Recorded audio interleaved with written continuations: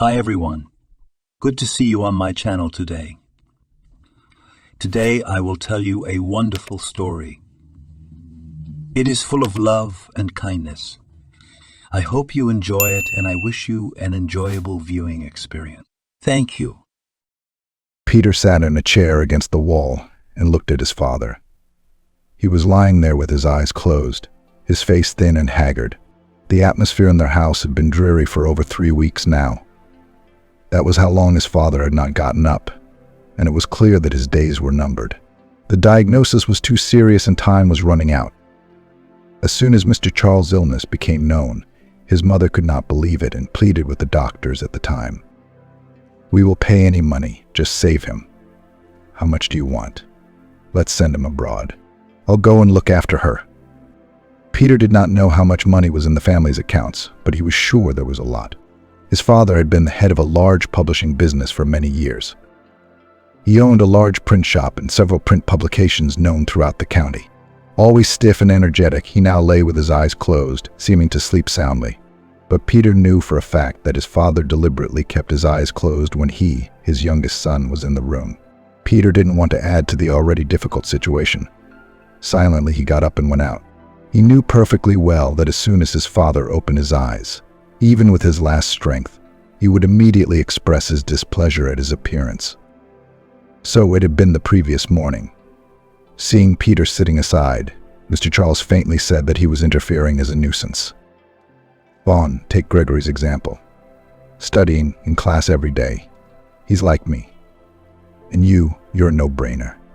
Get out of here. Get out of here." The young man at that moment was moved to tears.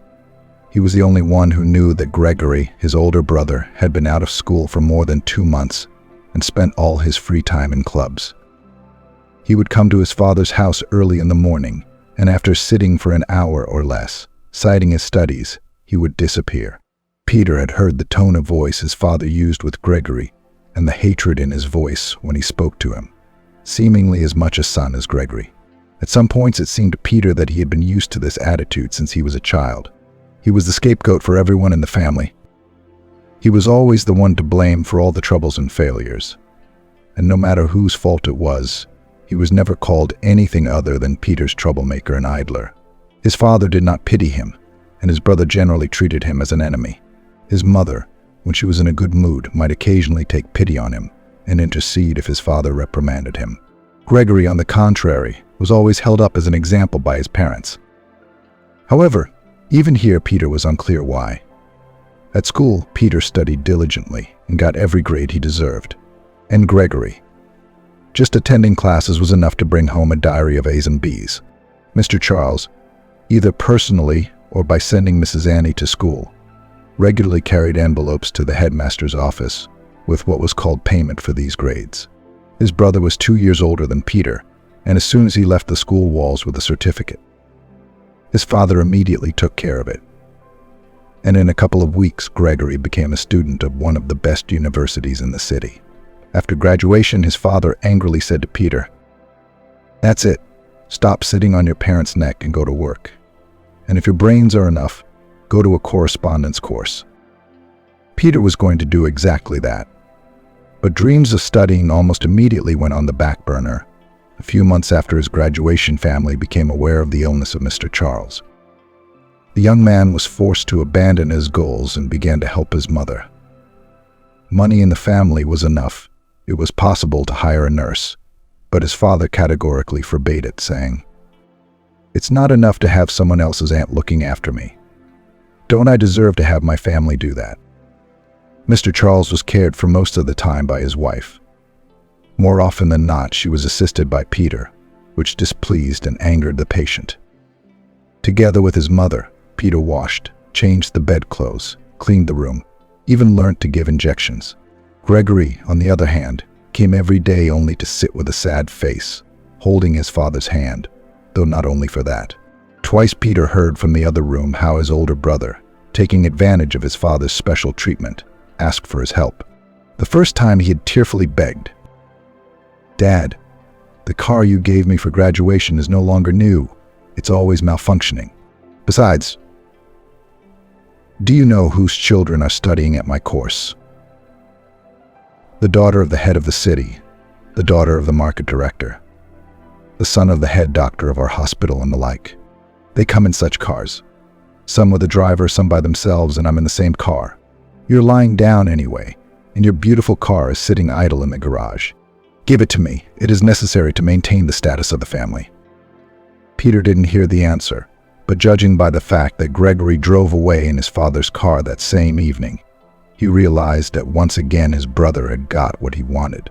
The second time, just a week later, when Peter had just given his father a shot, Gregory came into the room and called out to his brother, "Get out of here, I need to talk to my father."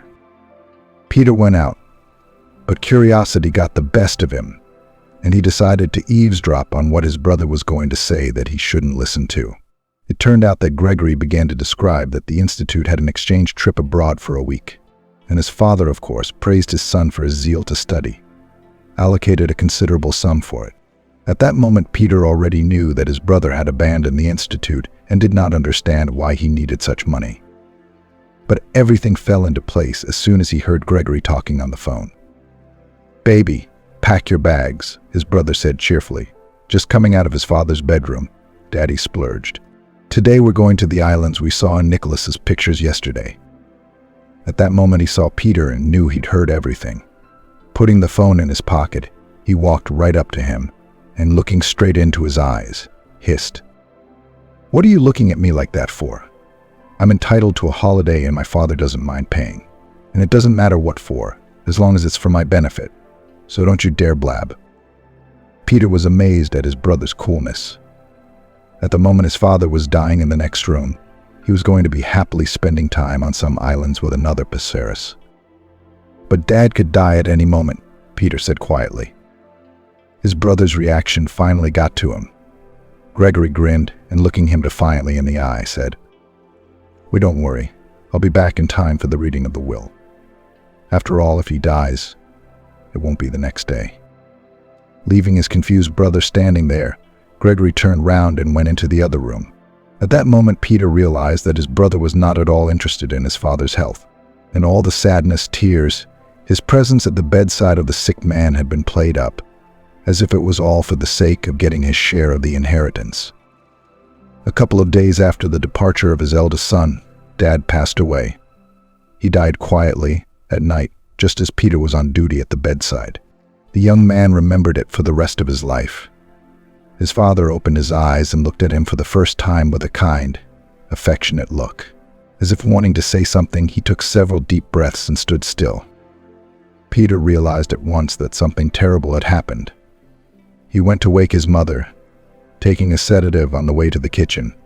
It was the only thing that had kept her going lately. Then came the sobbing, the goodbyes, the funeral. All this time, Peter literally did not leave his mother's side, while Gregory continued to rest somewhere on the seashore, not even deigning to return to the funeral. His brother arrived after 9 days. He had traveled to his father's grave only once, and that was at his mother's insistence. For him, life hadn't changed a bit, even as he said there was some freedom of action. Now he could take all the cash without his father's approval, use his father's car at any time, and he didn't have to answer to anyone. His mother didn't pester him with questions. After her husband's death, she didn't care about it at all. In due time after the father's death, they were invited by the notary. The brother arrived at the announcement of the will in a high spirits. He smiled wryly and looked at Peter, as if he knew the outcome in advance. Peter, on the other hand, was under no illusions. But what he heard later from the notary was unbelievable. All the movable and immovable property left by his father had been divided completely, in his opinion, unfairly. The large house in which they all lived and the monthly maintenance for life, Mr. Charles had bequeathed to Mrs. Annie, his faithful and devoted, as it was written, wife. In this case, Peter understood and was in full agreement with his father's last will. To his eldest son, Gregory, he left the management of all the accounts and business, the cars, of which there were several, and a spacious flat in the city center. When it was Peter's turn, everyone froze in anticipation, because it turned out that there was nothing to bequeath to him. There was a monstrous silence in which Peter heard his brother laugh. The notary corrected her expensive rimmed glasses and read out more quietly that his father had left Peter a stable somewhere far out of town and a sum in his account, as he had indicated, sufficient to start an independent life. When his son heard how much his father had left him, he couldn't believe it. The number of zeros in his older brother's inheritance was many times greater, and the money that had been left to Peter, his brother could probably spend in clubs in less than a month. Peter, of course, had realized from the start that Dad wouldn't divide everything equally between the sons, but he hadn't expected it to be so unfair. As he left the notary's office, Gregory, for whom his younger brother had always been a blank slate, gritted his teeth angrily. "Well, that's it, my dear little brother. As they say, get the hell out of here and back to your own backwoods. And I really hope I never see you again. By the way, don't even try to ask me for anything ever again. I'm sorry, but I don't give to beggars." Turning to his mother, he said, "Well, are you coming? Hurry up, I've got a lot of things to do. I'll drop you home quickly and celebrate my current status as a wealthy businessman with a bang." Playing with the keys of his car, which was now officially his, he headed for the new car, which was gleaming in the sunlight. And Mrs. Annie walked over to her youngest son, taking his hand, and in a guilty voice said quietly, "I'm sorry, Peter. Who knew Mr. Charles would do such a thing? You realize I couldn't have changed anything. Do you know what kind of temper my father had? What he decided he would never change?" The young man hugged his mother and just as quietly replied, "Nothing, Mum. Everything will be all right. It's not money that makes me happy. I'll live somehow. You just take care of yourself, and I'll call you." "Okay," Mrs. Annie said quietly as she walked to the car where Gregory was freaking out. And Peter was left standing on the porch of the notary's office with a grudge against his father, Gregory, and the world in general. He couldn't understand why his father had had such a negative attitude towards him from his childhood until the last day of his life, which he clearly didn't deserve. It seemed like two brothers, good brothers, in the same family all their lives, and now one had everything and the other was a ruin on the edge of the world. Peter had no doubt that this was what his inheritance looked like. After all, having bought the stables on occasion, Mr. Charles only went there for the first couple of years. At that time, his father had taken a keen interest in horses, and every time he returned, he told him that he had bought another thoroughbred. But it didn't last long. Then business absorbed him with his head, business began to develop actively, and later his health failed him. Peter couldn't even remember the last time his father had traveled there. He was forced to collect all the necessary things, putting them in one traveling bag, and went to the address specified in the will. After buying a bus ticket, Peter climbed into the back seat of the old bus and sank into his unhappy thoughts. 3 hours later, the driver turned round and announced that they were there, dropping him off, as he said, in the main street of the village. Looking around, Peter immediately realized that the hope of finding a job here, which he had been looking forward to, was instantly gone. The whole village consisted of that central, and, it seemed, the only street. There were no more than 20, at most 25, houses on it, all of which stood different from one another. Some were freshly painted and straight, with neat vegetable gardens, and some were gray and gnarled, as if they had lived out their hard years. Peter adjusted his bag on his shoulder and went in search of his inheritance. At the very edge, a little way from the street, he saw something that looked like a house. It was only by the nearby stable with its fence, which was in some places overgrown, that he realized that this was his property. There wasn't even a wicket, it was lying sideways on the grass. It was so overgrown with weeds that Peter had to wade through the weeds to get to the porch, clearing the way with his hands. For some reason, he was reminded of his father's words as soon as he graduated from high school. "Now roll up your sleeves and go on to be a loader or a stable boy. Shoveling manure is the only way for people like you. You can't count on me or your mother. I've done everything on my own. You'll make it, if you can." And now Peter stood in front of the stable house and realized that his father's words had been prophetic.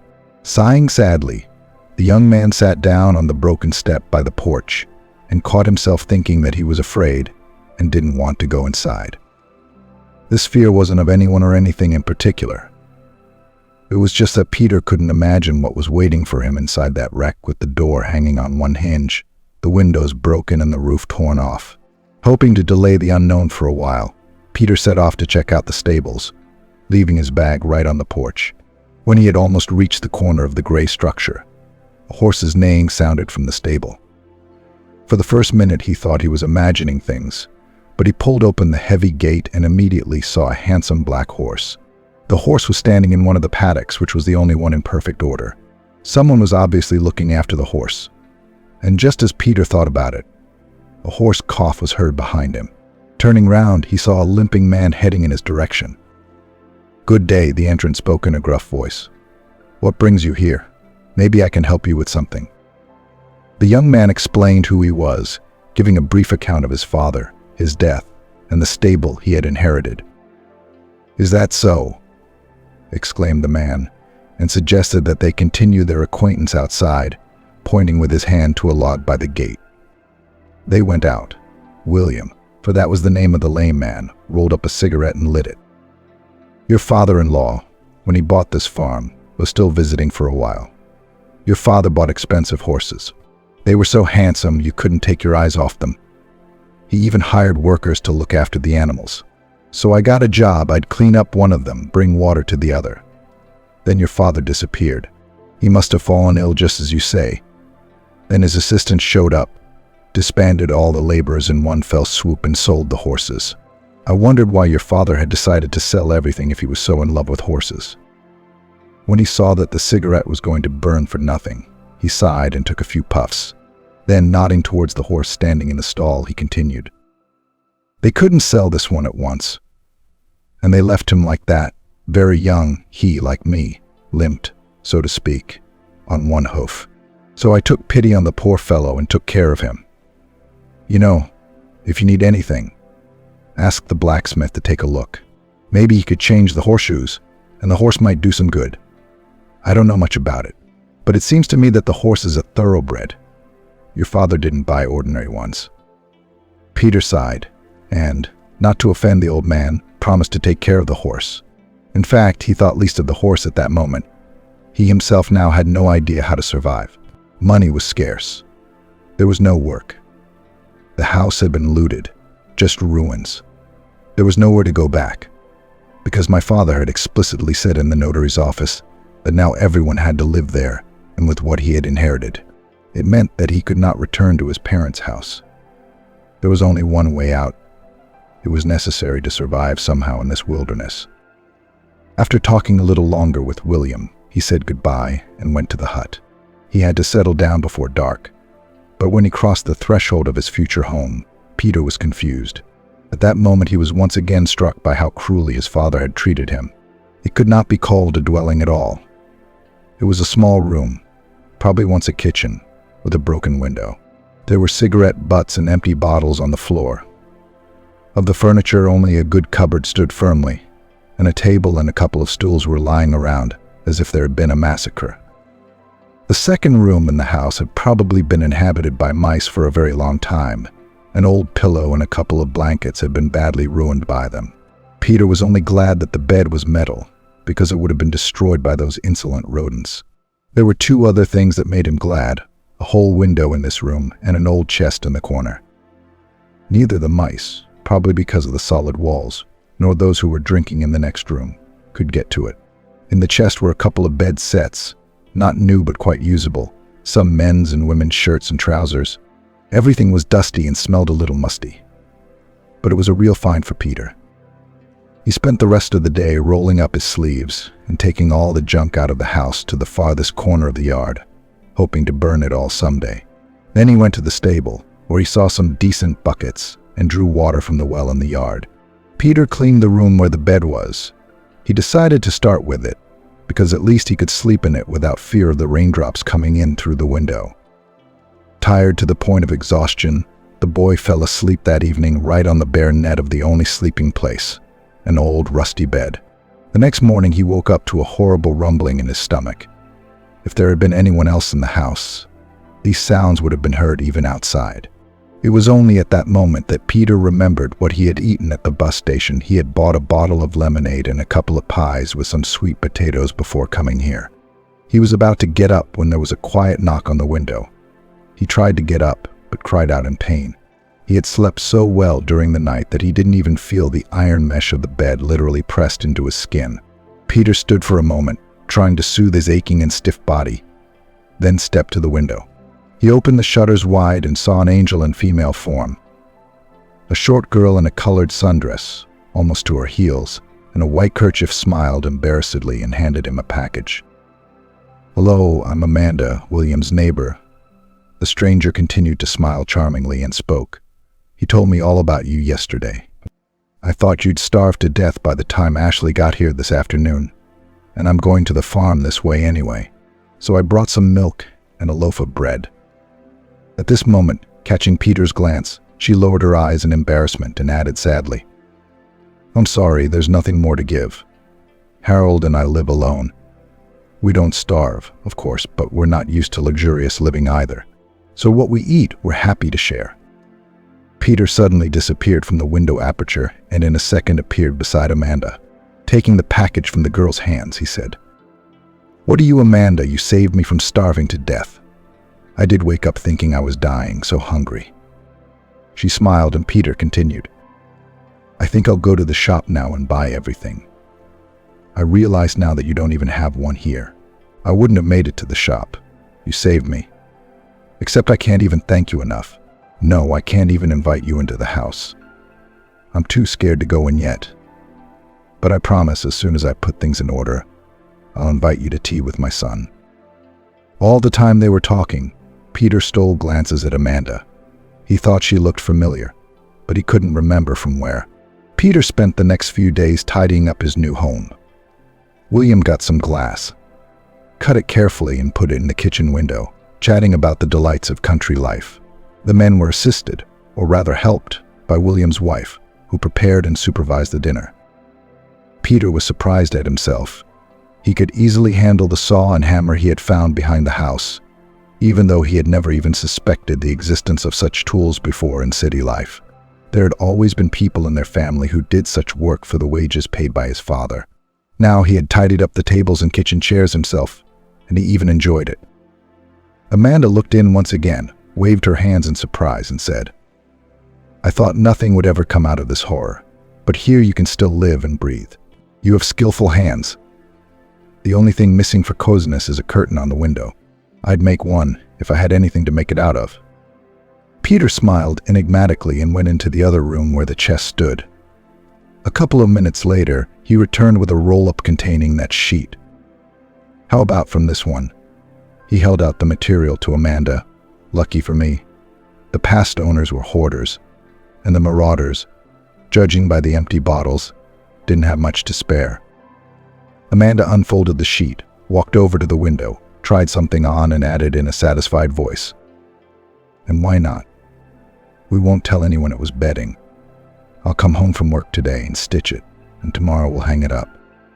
Peter looked at her admiringly and thought once again that he really liked this simple countrywoman.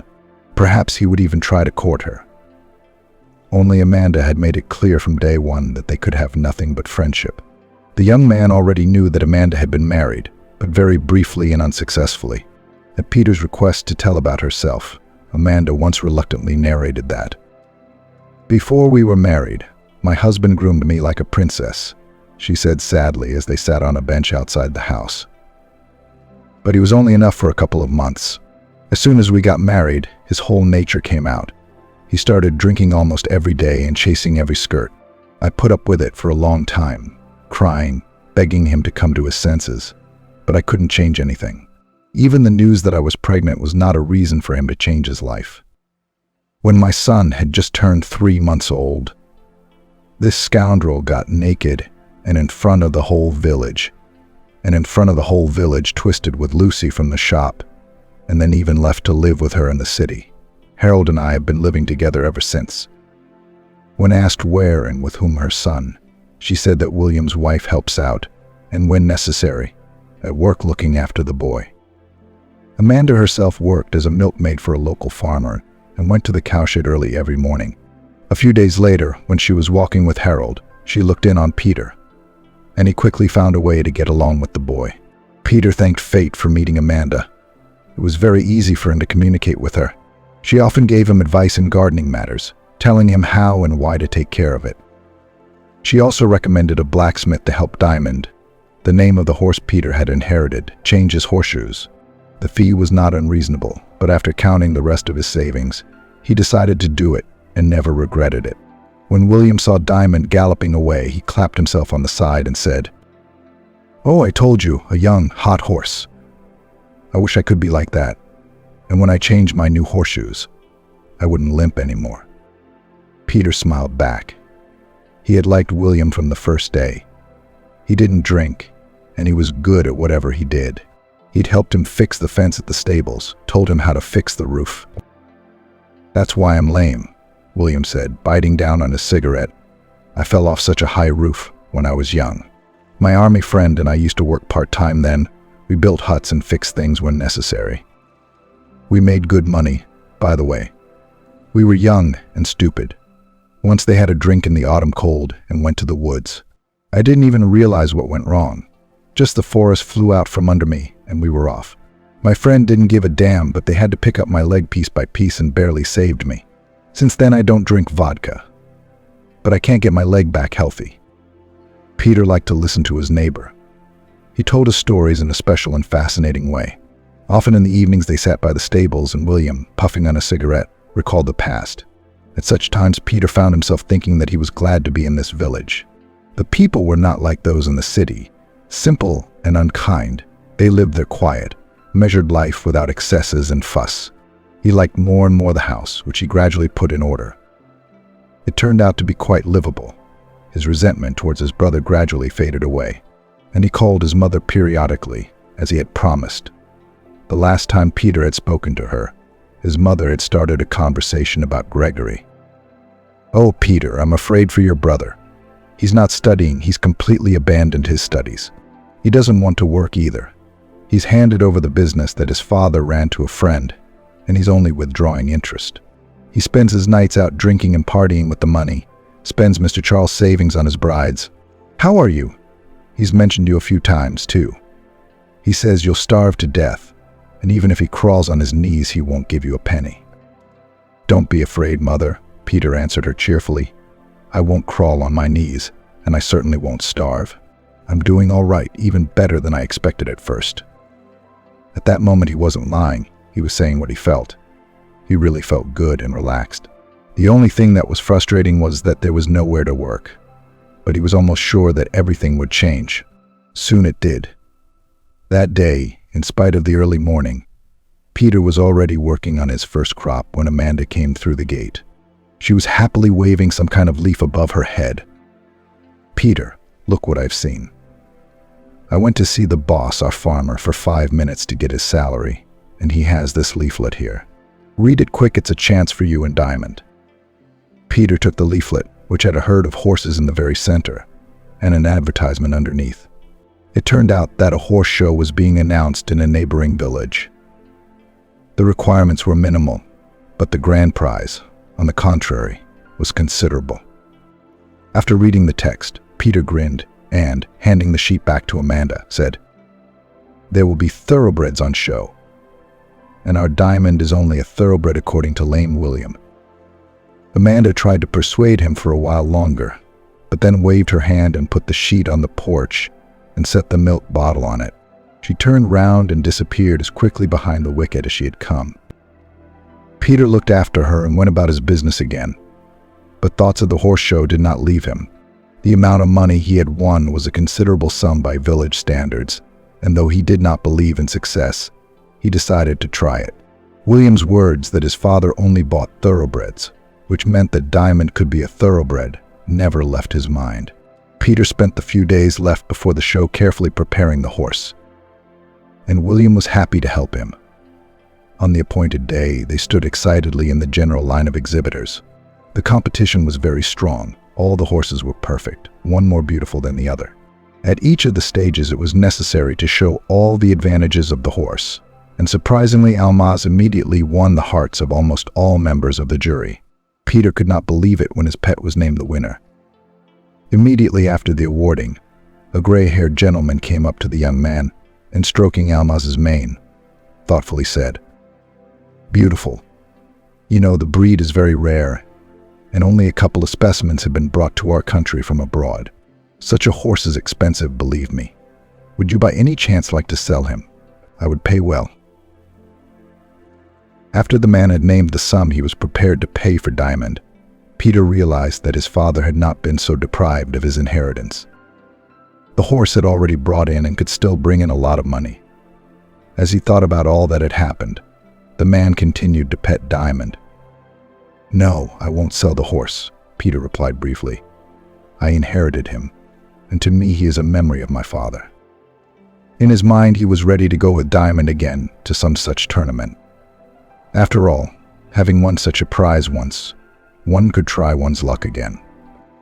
Peter had already imagined how he would use the money he had won to create his own farm, albeit a small one, and live as well as anyone else. His thoughts were interrupted by the same gentleman.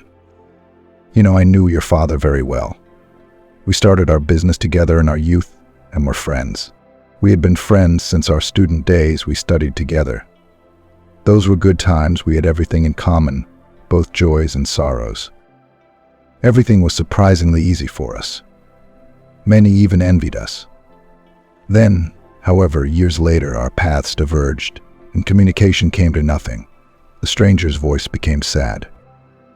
He fell silent, as if returning to the past. At that moment, Peter caught himself thinking that on the one hand he would be interested in hearing about his father's past, but on the other hand he did not think it was necessary to disturb the past. He was about to say goodbye when suddenly the stranger spoke again. "You know, I recently saw an article in one of the magazines about your father's death and your family. There was something that confused me. Although I haven't spoken to Mr. Charles for many years, I know for a fact that he didn't have two sons, but a daughter and a son. He was so excited about having a daughter back then. Said she was going to be a mum's helper. And when the son was born a couple of years later, Mr. Charles was very happy. We were still good friends then. We had children one after another at the same time. Mr. Charles's daughter was born at the beginning of April and my eldest was born a month later in May. We used to joke at the time that we'd get married when they were older and we'd merge our businesses." "But I don't have a sister," Peter interrupted him. "Only Gregory. A brother, though born the same year you say a sister was born. Mr. Terence," for so the stranger introduced himself, looked at him attentively, and then went on thoughtfully. "You know, young man, times were troubled then. There was business trouble or something else. But then Mr. Charles and his family disappeared from town. Nobody really knew what happened. But your family suddenly disappeared for a couple of years, and then suddenly reappeared. But instead of a daughter, Mr. Charles had an older son. People gossiped and fell silent. Everyone was busy with their own lives and had enough problems. We lived as best we could." After being silent for a while, the man walked over to the horse again, stroked the handsome creature, and turning again to Peter, half whispered, somehow enigmatically spoke. "But the main thing that confused me after your father appeared was the attitude towards horses. You know, it even excited me more than the substitution of daughter for son. Mr. Charles literally adored horses from childhood and treated them like a shrine. He chose each of his beauties carefully and for a long time. He clearly knew the pedigree of his pets and created ideal conditions of existence for them. After his return, many of our mutual acquaintances noticed that he had changed a lot. I didn't believe it at first, but when I saw the state of his stables one day, I thought that your father would never have let it go to such a state." Peter listened and tried to make sense of it all. He could not understand how his father, who supposedly loved horses so much, had allowed the thoroughbred Diamond to limp for so many years because of an old horseshoe, and the wealth left as an inheritance only to the eldest son, who, as it turned out, should not have existed at all, made him wonder where his older sister had disappeared to. An interaction with a businessman friend of his father's at the fair left Peter's mind in complete chaos. But on his return to the village, he was completely absorbed by new worries, and to investigate the mysteries of his family he had to postpone. With the diamond's winnings, he gradually, with the help of William and his wife and Amanda, set up a small farm. The scale, of course, was modest, but it was enough to allow him to live comfortably. Amanda left her job as a farmer and gladly took over from Peter. He tried to court her once more, but realized that nothing but friendship could exist between them. But he was happy with his relationship with Amanda. He was somehow at ease. Almost a year had passed since Peter had come to live in the village. He couldn't even imagine living in his noisy urban world anymore. But one day a call from the past came. His older brother, who had been absent for so long, suddenly called. From the first few minutes of communication, Peter sensed that he still held a grudge and seemed to be calling just to taunt him. "So, little brother, somehow you haven't starved to death yet," Gregory began, and seeing the structure of the farmhouse behind Peter's back on the video link, he continued in surprise. "What are you, a caretaker on a farm?" Yeah, where else would someone like you go?" But when he learned from Peter that it was his own farm, he was silent, cutting short his apparently pre-prepared speech at half a word. It was evident that his anger was literally overwhelming him. It had not turned out as he would have liked. Peter not only did not starve, but also became an entrepreneur in the village. He didn't make billions in profits, but he had his own business. Apparently it hurt his brother so much that he decided to come to check on him the same day. Peter, on the other hand, had been thinking that he had an older sister somewhere, but then who was Gregory to him? So he decided that this visit was a good thing. After all, it was a chance to get material for a DNA test, which he did, not knowing exactly what might be useful. Peter carefully bagged the cigarette butt Gregory had left in the ashtray. The glass he had been drinking from was also put away in a separate bag. And Peter even managed to remove a few hairs from under the driver's seat as his brother walked around his property. Immediately after Gregory's departure, Peter went to the city, and having handed in all the material necessary to establish parentage, began to wait for the results. It was a very exciting and agonizing time for him. He didn't know what the test would show, but there was no doubt in his mind that there was some mystery here. The DNA results showed that Peter and Gregory were complete strangers to each other and were not even remotely related. After receiving the result, Peter sat down on a bench in the square in front of the clinic and looked at the document, not knowing what to do with it. It was obvious that there had been some well-thought-out machination, but an independent investigation would have been impossible. After sitting for some more time, the young man put the cherished sheet into his inner pocket and went to the nearest police station. There the captain listened to him, and having studied the DNA test, offered to write everything in detail in a statement. Peter didn't really believe at that moment that anyone would take up the case. It would probably be shelved, he thought, and then eventually forget about it altogether. But what was his surprise when, just a few days later, he was invited back to the police. Gregory was sitting in the corridor outside the investigator's office, and he didn't look as confident as he had not so long ago. He even seemed frightened to Peter. In a trembling voice, he suddenly began to speak in a rapid whisper, as if afraid of not having time to report everything. "What the hell are they talking about? That policeman questioned me for half an hour about what I knew about some missing businessmen who were supposedly your parents. Claimed you weren't my brother at all. That's nonsense. We were always together." He added, "He's over there questioning his mom now." At that moment, Peter did not believe Gregory, although his brother's look showed that he was shocked by the news. Mom spent several hours with the interrogator. Peter was beginning to worry about her, for her health had deteriorated considerably since his father's death. When she left the investigator in the corridor, it was frightening to look at her. It was as if she had aged another 10 years. Her back was hunched like an old woman's. Her eyes were red from tears, and she looked a bit faded. Without noticing her sons, the mother staggered slowly out, and the captain invited Peter into his office. "What a job you've given us," the policeman began, motioning for him to sit down. "You have no idea what's happened. It turns out that your so-called parents are not your father and mother. This family worked for your real parents as servants. These criminals have been preparing their atrocity for a long time, jealous of your father and mother's wealth." The captain handed Peter a tape recorder and said, "Here you can listen to the whole thing for yourself." The unfortunate mother, afraid of going to jail, confessed to the whole thing. He went to sort out some folders in a cupboard against the wall, and Peter listened, not believing what was happening. My husband and I were thinking at the time, said a familiar female voice from the telephone. Why do they get everything and we get nothing? So my Mr. Charles set it up. He was a clever one. When the owners went somewhere, they sometimes asked Mr. Charles to drive them, and this time he had to drive them. At breakfast, he gave me some powder and told me to put it in both their teas, and to be ready in a couple of hours after they left. He came back nervous, tense. He ordered me to quickly put all the children in the car. There were 3 of them in the house, the daughter and the master's son, and our Gregory. Without asking any questions, I did as he told me. And in a few hours we were far from the town where we lived, there in a small hotel. Mr. Charles told me there were no more rich men, and we were to beat them all. Only, of course, it still took a lot of effort. Outwardly and in age we were something like them, but we had to get some things corrected by beauticians. The recording was cut off at half a word, and in the silence that ensued, the captain's voice came from behind him. Shit, I've run out of power and she's had the time of her life on him. Well, let me recharge it.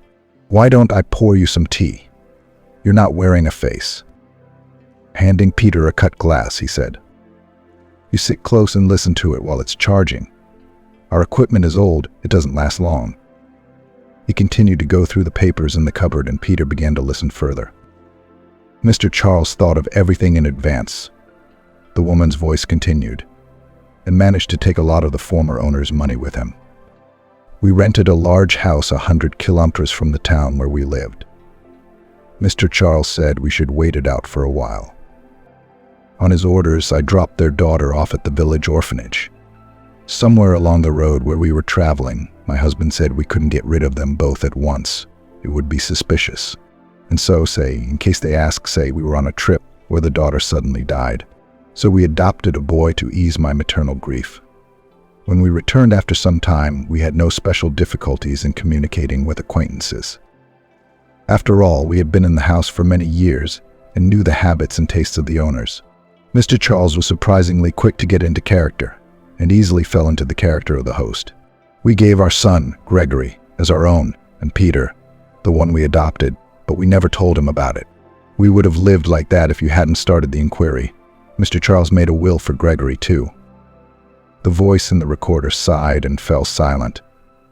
Alex, walking over to the desk, pressed the off button, touched Peter's shoulder and said, "You hang in there.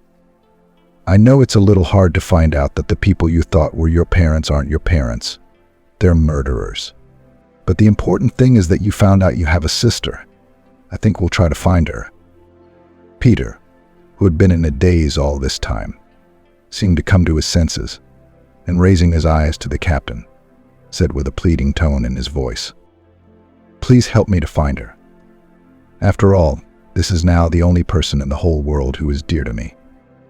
He began to look for her himself, but he did not know where to start, so he decided to wait, entrusting the matter entirely to the police. His thoughts every day brought him back to what he had heard in the investigator's office. A little over a fortnight had passed. During that time, he never saw his brother or his so-called mother again. Then one morning, as he and William were cleaning the stables, Alex appeared on the doorstep. "Hello, toilers," began the captain in a cheerful voice, and on the same note continued, "I bring you happy news. Peter, why don't you give me some tea? And I'll tell you in detail what I've learnt about your sister." The pitchfork almost fell out of Peter's hands. He was afraid to hear that his sister, like his parents, was gone. But when he looked at the cheerful captain, he calmed down. He had obviously come with good news. Putting down the instrument, he invited the guest to go into the house. It turned out that Peter's sister had been adopted by a childless couple many years ago after being dropped off at an orphanage. To avoid unnecessary gossip, the family had moved to the countryside and lived literally 2 villages away from where Peter now lived. He was about ready to rush there and excitedly asked, "Alex, tell me, is she the only one who is still alive and living there? I'll go there at once." But the captain only laughed and, putting his hand on his shoulder, sat the lad down. "Settle down, you," he continued jokingly. "There's no need to go anywhere. Your little sister's alive. Parents aren't alive anymore, though. She moved away. But you wouldn't believe where." Peter looked at him questioningly, and Alex, as if testing his patience, gave out information little by little. At that moment, the door to the kitchen opened and Amanda appeared on the doorstep. It was as if she was glowing with happiness. "Well, here you are. Meet her," said the captain. "Your very real, very own sister Amanda."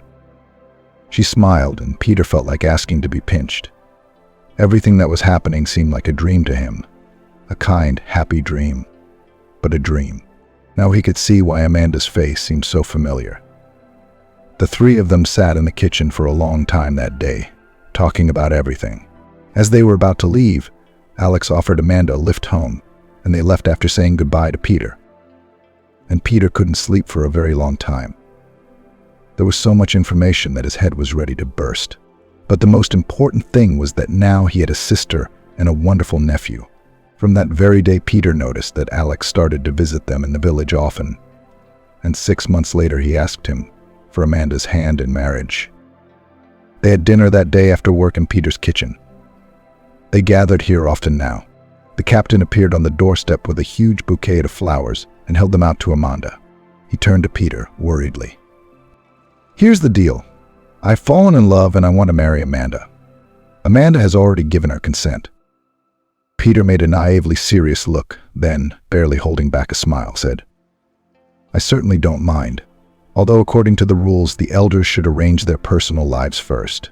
But you, in turn, I will ask you to be witnesses with Marion and me."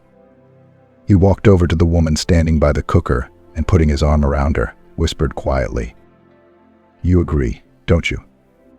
Peter had been in love for 3 months with a veterinarian who had come to see Diamond one day. He took great care of his pet, considering it a lucky charm. It was only because of him that he had met Marion. All this time Peter was going to propose to the girl, but could not make up his mind. Now he thought it was the right moment. That evening in a small house in a small kitchen was especially warm. A month later they had a noisy village wedding. At the table, apart from the youngsters, were Alex's parents, wiping away tears of happiness looking at their son, and the planted parents of Amanda and Peter, who were, of course, William and his wife.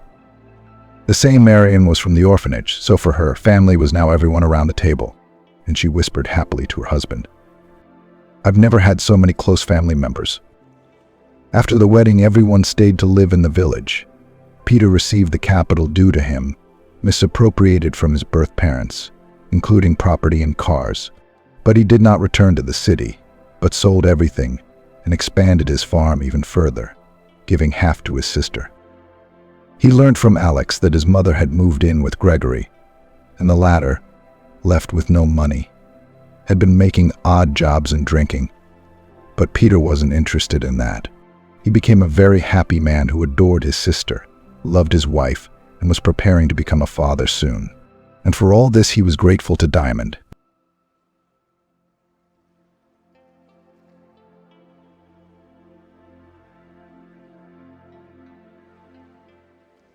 A light rain drummed against the windows, pulling Emily from the embrace of a troubled dream, and her mind was still spinning with fragments of night visions in which Jack was smiling not at her, but at some stranger with eyes the color of white chestnut.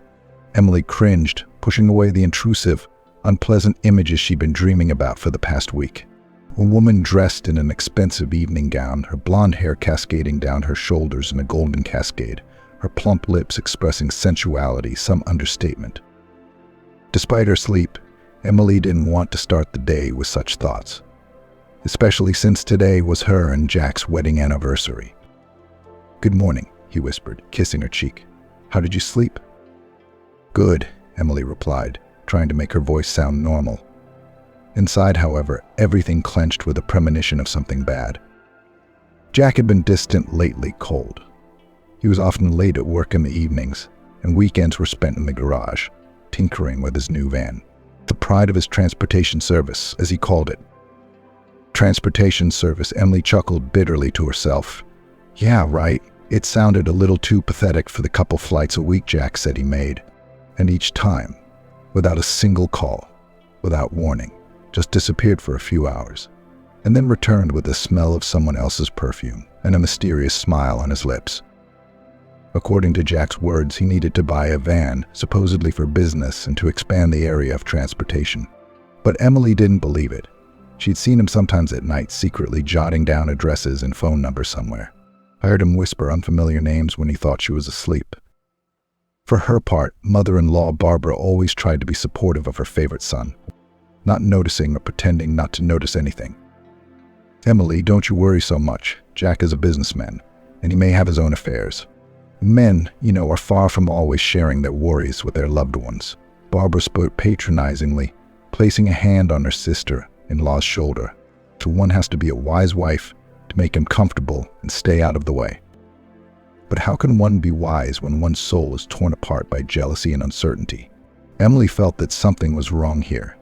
The feeling of deceit came to her gradually, like a snake coiling around her body with its cold, slippery back. At first just mild curiosity, then suspicion, and finally fear of the unknown. Of course, Emily had tried several times to talk to her husband, but he'd only waved her off, saying she was overthinking things and trying to find problems where there weren't any. "Have you ever thought that maybe I'm just tired?" Jack asked one day, frowning irritably. "Or maybe you're just bored. I feel like you're pulling away from me." "Hiding something," Emily whispered. Tears covered her eyes. "Oh, come on." Her husband put his arms around her, but the embrace was as cold as ice. "Or maybe it's because my pregnancy has gone off track again. But is that my fault?" flashed through her mind, triggering a slightly perceptible migraine attack. Emily's jealousy as well as suspicion fed not only on his strange behavior, but also on the little things that were known to ruin hapless lovers of extramarital strawberries. The lipstick on Jack's shirt that had never been there before. The text message he'd hastily deleted from his phone screen, and that smell like it was from another woman, with a slight hint of vanilla. Emily gasped in this atmosphere of misunderstanding and lies. Her intuition, which never failed, screamed that something was wrong, and inside, everything clenched, turning into a tight knot. "Jack, are you going to take the minibus somewhere tonight? Do you think maybe we could go out to a restaurant tonight?" she asked, as if nothing had happened during breakfast. "I'm afraid not, honey," replied her spouse without taking a break from reading. "I have a lot of errands to run today. I need to take a load to another town right away." "And when will you be back tonight?" "At least most likely closer to nightfall. Don't worry, everything will be fine." Everything went cold inside Emily. She realized she couldn't sit around and wait any longer. She needed to know the truth. The thought of possible infidelity had been haunting her for days, and the more Emily tried to push it away, the more it kept coming back. Her gut was telling her that something was wrong with Jack. So Emily had long ago concluded that she needed to see for herself what her husband was really doing in his new car. She spent the entire morning and the first half of the afternoon in anxious anticipation, literally burning with curiosity and fear, going over all sorts of scenarios in her head, each one worse than the last. Her husband's words confirmed her saddest apprehension. She knew this shipment well. Not just a commodity, transportation was just an excuse. Jack was clearly lying to her. "All right, young people. I'm on business," the mother-in-law said and headed for the door. Emily nodded, catching herself thinking that this chance might not come again. Soon her husband was getting ready for work. He was so casual that Emily realized Jack had forgotten about their anniversary. When her husband finally left the house, throwing on his favorite black jacket, Emily took a deep breath and decided to do what she'd been thinking about secretly for several evenings and nights in a row. "We absolutely have to find out the truth at all costs. It's now or never," ran through her mind. She watched in silence for a while as Jack stepped outside and headed for his new car. The van was large, dark blue with a shiny body, and seemed like a giant against the backdrop of their cozy home. Then Emily got up quickly and grabbed a light coat from the coat rack and sprinted out of the house through the second door, leading to the backyard. While Jack fiddled with the car, Emily slipped quietly into the cabin, hiding behind the back seats. Soon Jack returned, got behind the wheel, and started the engine. Emily held her breath, pressing herself against the seat. "Well, we're good to go," he said to himself as he pressed the gas pedal. The minibus started up smoothly. and Emily realized that now she was going to have to observe her husband's behavior for an unknown amount of time. Jack turned on the radio and light music played, but Emily barely heard it. Her attention was completely absorbed by her spouse. Her thoughts were confused, and fear mixed with despair. Emily felt like a spy violating her privacy, but she could see no other way out. At least half an hour passed, which seemed like an eternity to her. Jack glanced in the rearview mirror from time to time. He didn't seem to sense that anyone was in the cabin but him. What's he going to do next? Emily thought, feeling her hands begin to shake with excitement. At that moment, Jack turned off the music, and Emily could hear him talking on the phone in a rapid-fire voice. "Hi, Crystal." "Yeah, I'm getting close," her husband said into the receiver, and Emily immediately assumed he was talking to the same stranger from her dreams. "Yeah, almost there. Wait." Emily froze. She tried to catch at least some phrases that might shed some light on his behavior, and once again tried to make out anything in the semi-darkness of the cabin, but saw nothing. She became frightened. "Yeah, I'd love to see you too, but still, let's not right now," Jack replied a little nervously and hung up. Emily flinched. She realized her hunch was right. Jack was cheating on her, and with some girl named Crystal. The road stretched endlessly, and her husband remained silent, staring intently at the wet asphalt. Emily looked out from behind the seat and saw him turn off the main road.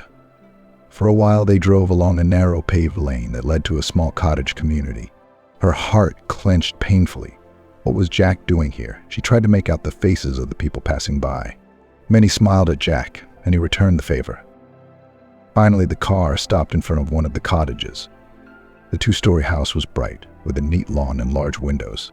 Emily's heart raced as she peered through the narrow slit in the curtains.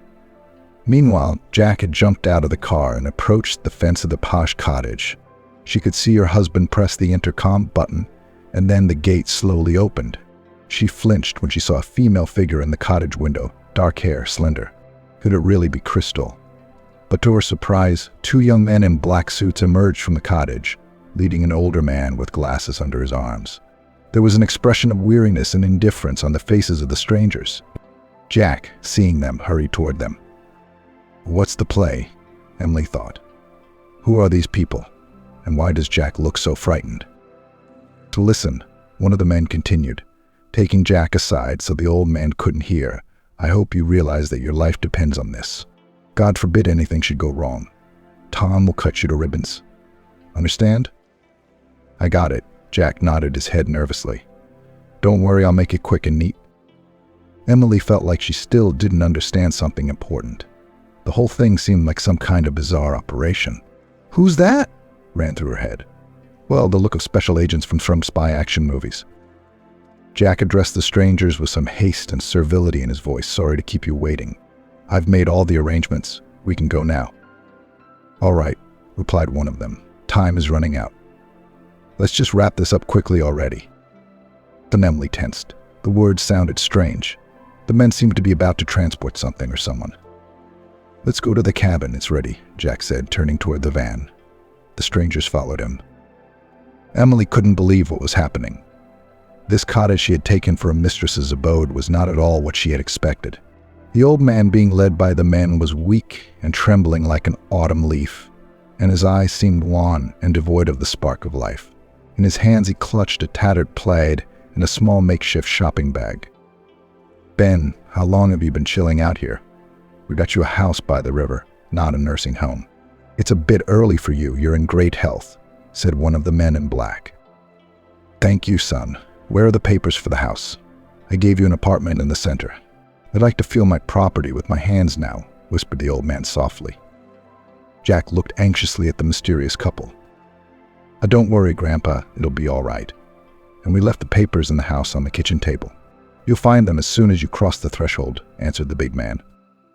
Emily realized with some sixth sense that he was lying, and he was lying brazenly and without fear of responsibility. Nevertheless, the older man nodded in agreement and then gave a violent coughing fit. What's going on here? Is this really some kind of nursing home? But why are these thugs transporting him surreptitiously? And why is Jack talking in such a cooing voice? Is Jack a businessman or not? What's the matter? Emily whispered. In the next instant, it was clear that something was wrong with this house. Jack opened the car door and then, along with the men, literally dragged the old man to the cabin. To Emily's great relief, Ben took the seat in front, not even looking toward the end of the cabin where she had hidden. At that moment, a beautiful woman with gorgeous blonde hair, a slender figure, and expressive eyes emerged from the cottage. Emily immediately realized who it was, the notorious Crystal. Who else would it be? A stranger from her dream. There she is, the cause of all the trouble, Emily thought and gritted her teeth. The one who ruined my life. Crystal approached the car, and without thinking long, she kissed Jack. The kiss was long and quite passionate. Jack wrapped his arms around her, as if he'd forgotten everything. And Emily felt her heart break with pain. "Thank you, honey," Crystal whispered. "You're the best. Dad is pleased with you. He says your share will be noticeably higher this time. The apartment will cost about $10,000. In the center of the city. The notary has prepared everything, so there's nothing to mess with. All done clean, always at your service," Jack replied. His voice sounded a little hoarse. "Please be careful," Crystal added and stroked Jack's cheek. "An old man is an old man, but he can fight back. I shouldn't have taken the sleeping pills. It would have come in handy. I could have packed it in a rug and been done with it. Which route are you taking today? The first or the second?" "The second, of course. How many times do I have to go to the river in this neck of the woods?" "Let the junkyard help today," Jack replied, and looking into Crystal's eyes, he started the engine. At the same moment, one of the men in the suit opened the door with a jerk and sat down beside him. "It's safer this way, buddy. There's too much at stake," the burly Steve said with a smile. "But don't you have anything better to do? Or do you want to get out of working at the Mercy House?" Crystal said grudgingly. The man in black grinned. "Don't worry, Amanda. It's for the best. The orphanage has someone to work without me, especially since I was hired as a guard, not an orderly. Tell your father that." Crystal nodded vigorously and waved goodbye. Emily swallowed convulsively. She wanted to grab the pretty girl's hair right now and slap Jack in the face. Let him know that she wasn't some trinket that could be fooled any way he wanted. Naturally, Emily didn't do that, for she felt in her heart that her husband's secret acquaintances were very dangerous. What was a couple in suits alone worth? Her heart was racing. Emily huddled at the back of the cabin, trying to breathe as quietly as possible so as not to give away her presence. The smell of cheap air freshener mixed with dust and gasoline filled the cramped space.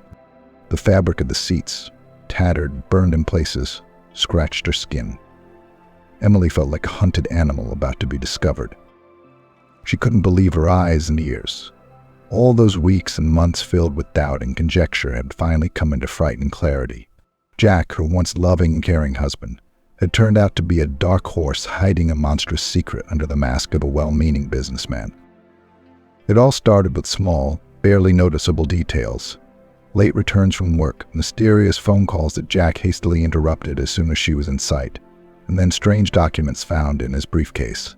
Phrases spoken in hushed tones, which Emily, of course, tried to interpret in a completely different way. She'd never thought of Jack as a rich man, though he'd provided a modest but comfortable life for her and Barbara. And recently their financial situation had changed. There was a new car, expensive furniture, which before they could not dream of. Deep down, Emily could not understand how it all happened. How could her loving husband involve everyone in such a dark story? After all, Jack had always seemed honest, open, ready to help anyone in need. But now, looking at his frowning, focused face, she saw him as a different man. Alien, intimidating. Like the security guard Steve, who now sat at his right hand, mentally calculating the money from the sale of Ben's apartment. At the same moment, it became clear to Emily that Jack was involved in illegal activities, apparently involving his mistress and her father Tom.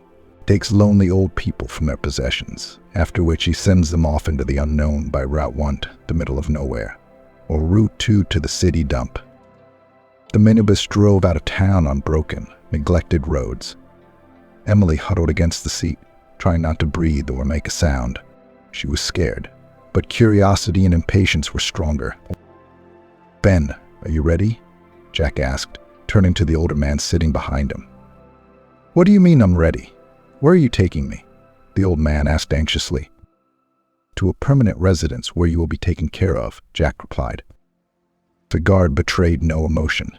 Ben visibly tensed, as if anticipating what lay ahead. Tears glistened in Emily's eyes, and sweat rolled down Jack's face.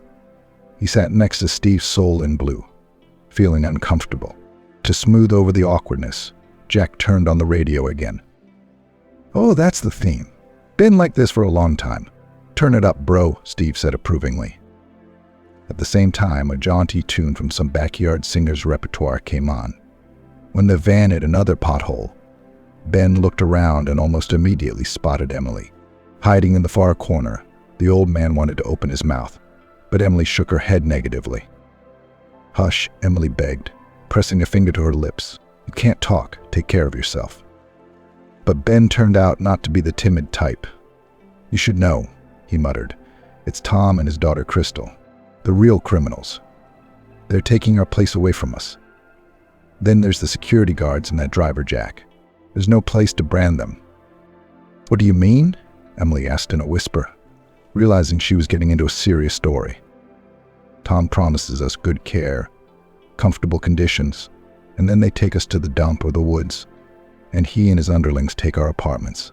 Notary, will, or gift, all honorable. And then they get rid of us old people, Ben whispered. Emily gasped, out of breath. She was scared, but at the same time she felt a rush of adrenaline. She also still couldn't believe her beloved husband was capable of such dastardly deeds. What about the local authorities? Emily asked in the same whisper. Tom paid them, Ben replied with a bitter smile, so they're helping him out. She felt uneasy. What to do next? How to help the poor old man and other elderly people who might have been victims of her husband and mistress's scheming. We must run, Ben whispered, realizing her condition. As soon as we get there, when he offers to let me out, you run too. Otherwise it'll be bad luck. What's your name, anyway? Emily turned pale. Running away from her own husband. Where had she ever seen that before? Okay, let's take a chance, she finally whispered, and with a nod, she said her name. Frankly, Emily was shocked that she had to keep her cool no matter what. Meanwhile, outside the window, the fall evening was slowly coming into its own. It gets dark quite early in October, not like it does in June. The minibus drove on. Emily watched the landscape change outside the window. Abandoned fields and then a wasteland where she had never been before. Emily held her breath, realized it was time to act. Suddenly, piles of trash appeared out of the darkness. She held her breath. It was the city dump, a vast endless place filled with waste and rotting remains. The odor of rot beat at her nostrils, making her literally suffocate. The van stopped next to a pile of construction debris. Emily saw the endless fields of landfill in front of her. Spread over many hectares, dirty mountains of garbage choked the air. Piles of waste, torn bags, broken furniture, old cars, and mountains of broken glass were literally everywhere. Flocks of crows circled above this chaos, emitting piercing cries.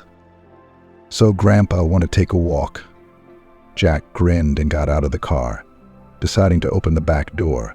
The fresh air will do you good. What on earth are you doing? Ben shook his whole body. Let me go. Do you hear what you're up to? Don't worry, Grandpa. We're just going to show you a nice view of Iowa City, Steve muttered, as if mocking. Admire the sunset at your leisure. At that moment, Emily finally pulled herself together and jumped out of the car, distracting her husband's stunned attention. Ben didn't have to be told twice. He immediately jumped out of the car. The kindly old man moved noticeably faster than when he'd gotten into the car. Emily concluded that he had deliberately misled everyone. Emily and Grandpa Ben ran, jumping over piles of trash, avoiding sharp objects, and scrambling through the weeds. Jack shrieked, recognizing his wife's silhouette among the piles of trash. What are you doing here? I know everything now, she said in a low voice, and I won't let you kill people. You can't stop us anyway, and if you want to live, you must keep your mouth shut, he threatened. Is this yours? You're out of your mind. Why did you bring her with you? Steve exclaimed defiantly. Jack gloomed and lowered his head. At some point, Emily stumbled backward and stretched to a full height on the debris-covered ground. A smile appeared on the pursuer's lips. "Don't touch her, you rascals," Ben exclaimed, and immediately stepped between Emily and Jack. "Is that how it is?" the husband hissed. "Let's see, old man, who's who? Steve, keep them in your sights." Anger and cruelty flashed in the guard's eyes. Emily and Ben were desperate. They were trapped in a trap that consisted of mountains of trash surrounding them on 3 sides. At that moment, they looked around and, to their amazement, noticed a group of vagrants living in the dump, dirty and ragged men and women of indeterminate age. "Hey," shouted one of the homeless, addressing the pursuers, "what do you want here?" "None of your business," answered Jack. "Go back where you came from." "This is our business," replied the young, tall vagrant. "We won't let you bully the weak here. Go back to where you came from. Your laws don't apply here." "Oh, really? Aren't you afraid of getting your ass kicked?" Jack was filled with indignation. At the same moment, one of the vagrants threw a piece of rusty metal at him. Steve Tanston thought wistfully that he should have brought a traumatic weapon, or at least a baton. But who knew this would happen? "You can't leave now," the beggar said. "We'll protect them." A second later, at the beggar's command, the vagrants pounced on Jack and Steve. To tell the truth, the men were not prepared for such a development. They fought back, but the homeless were much angrier and stronger than they were. "Run," Emily shouted to Ben and took his hand. Jack and Steve realized that they had to get out of here as soon as possible. Realizing the futility of their actions, they rushed toward the van, while the vagrants began to push them back. Emily and Ben still couldn't get far. Soon the vagrants caught up with them and took them in a ring.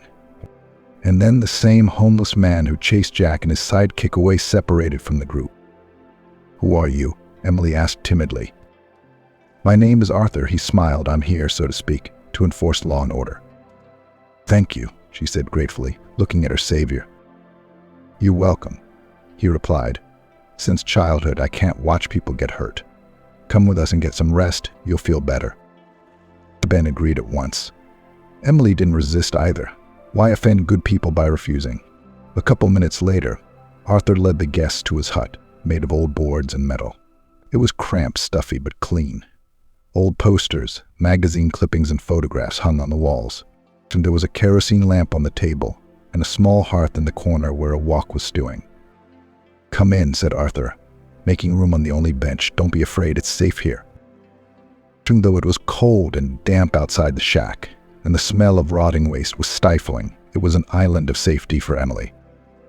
"You can even stay with us for a while," Arthur said. "No one else will touch you here." Emily sank down tiredly on the piece of wooden board Arthur had brought for her.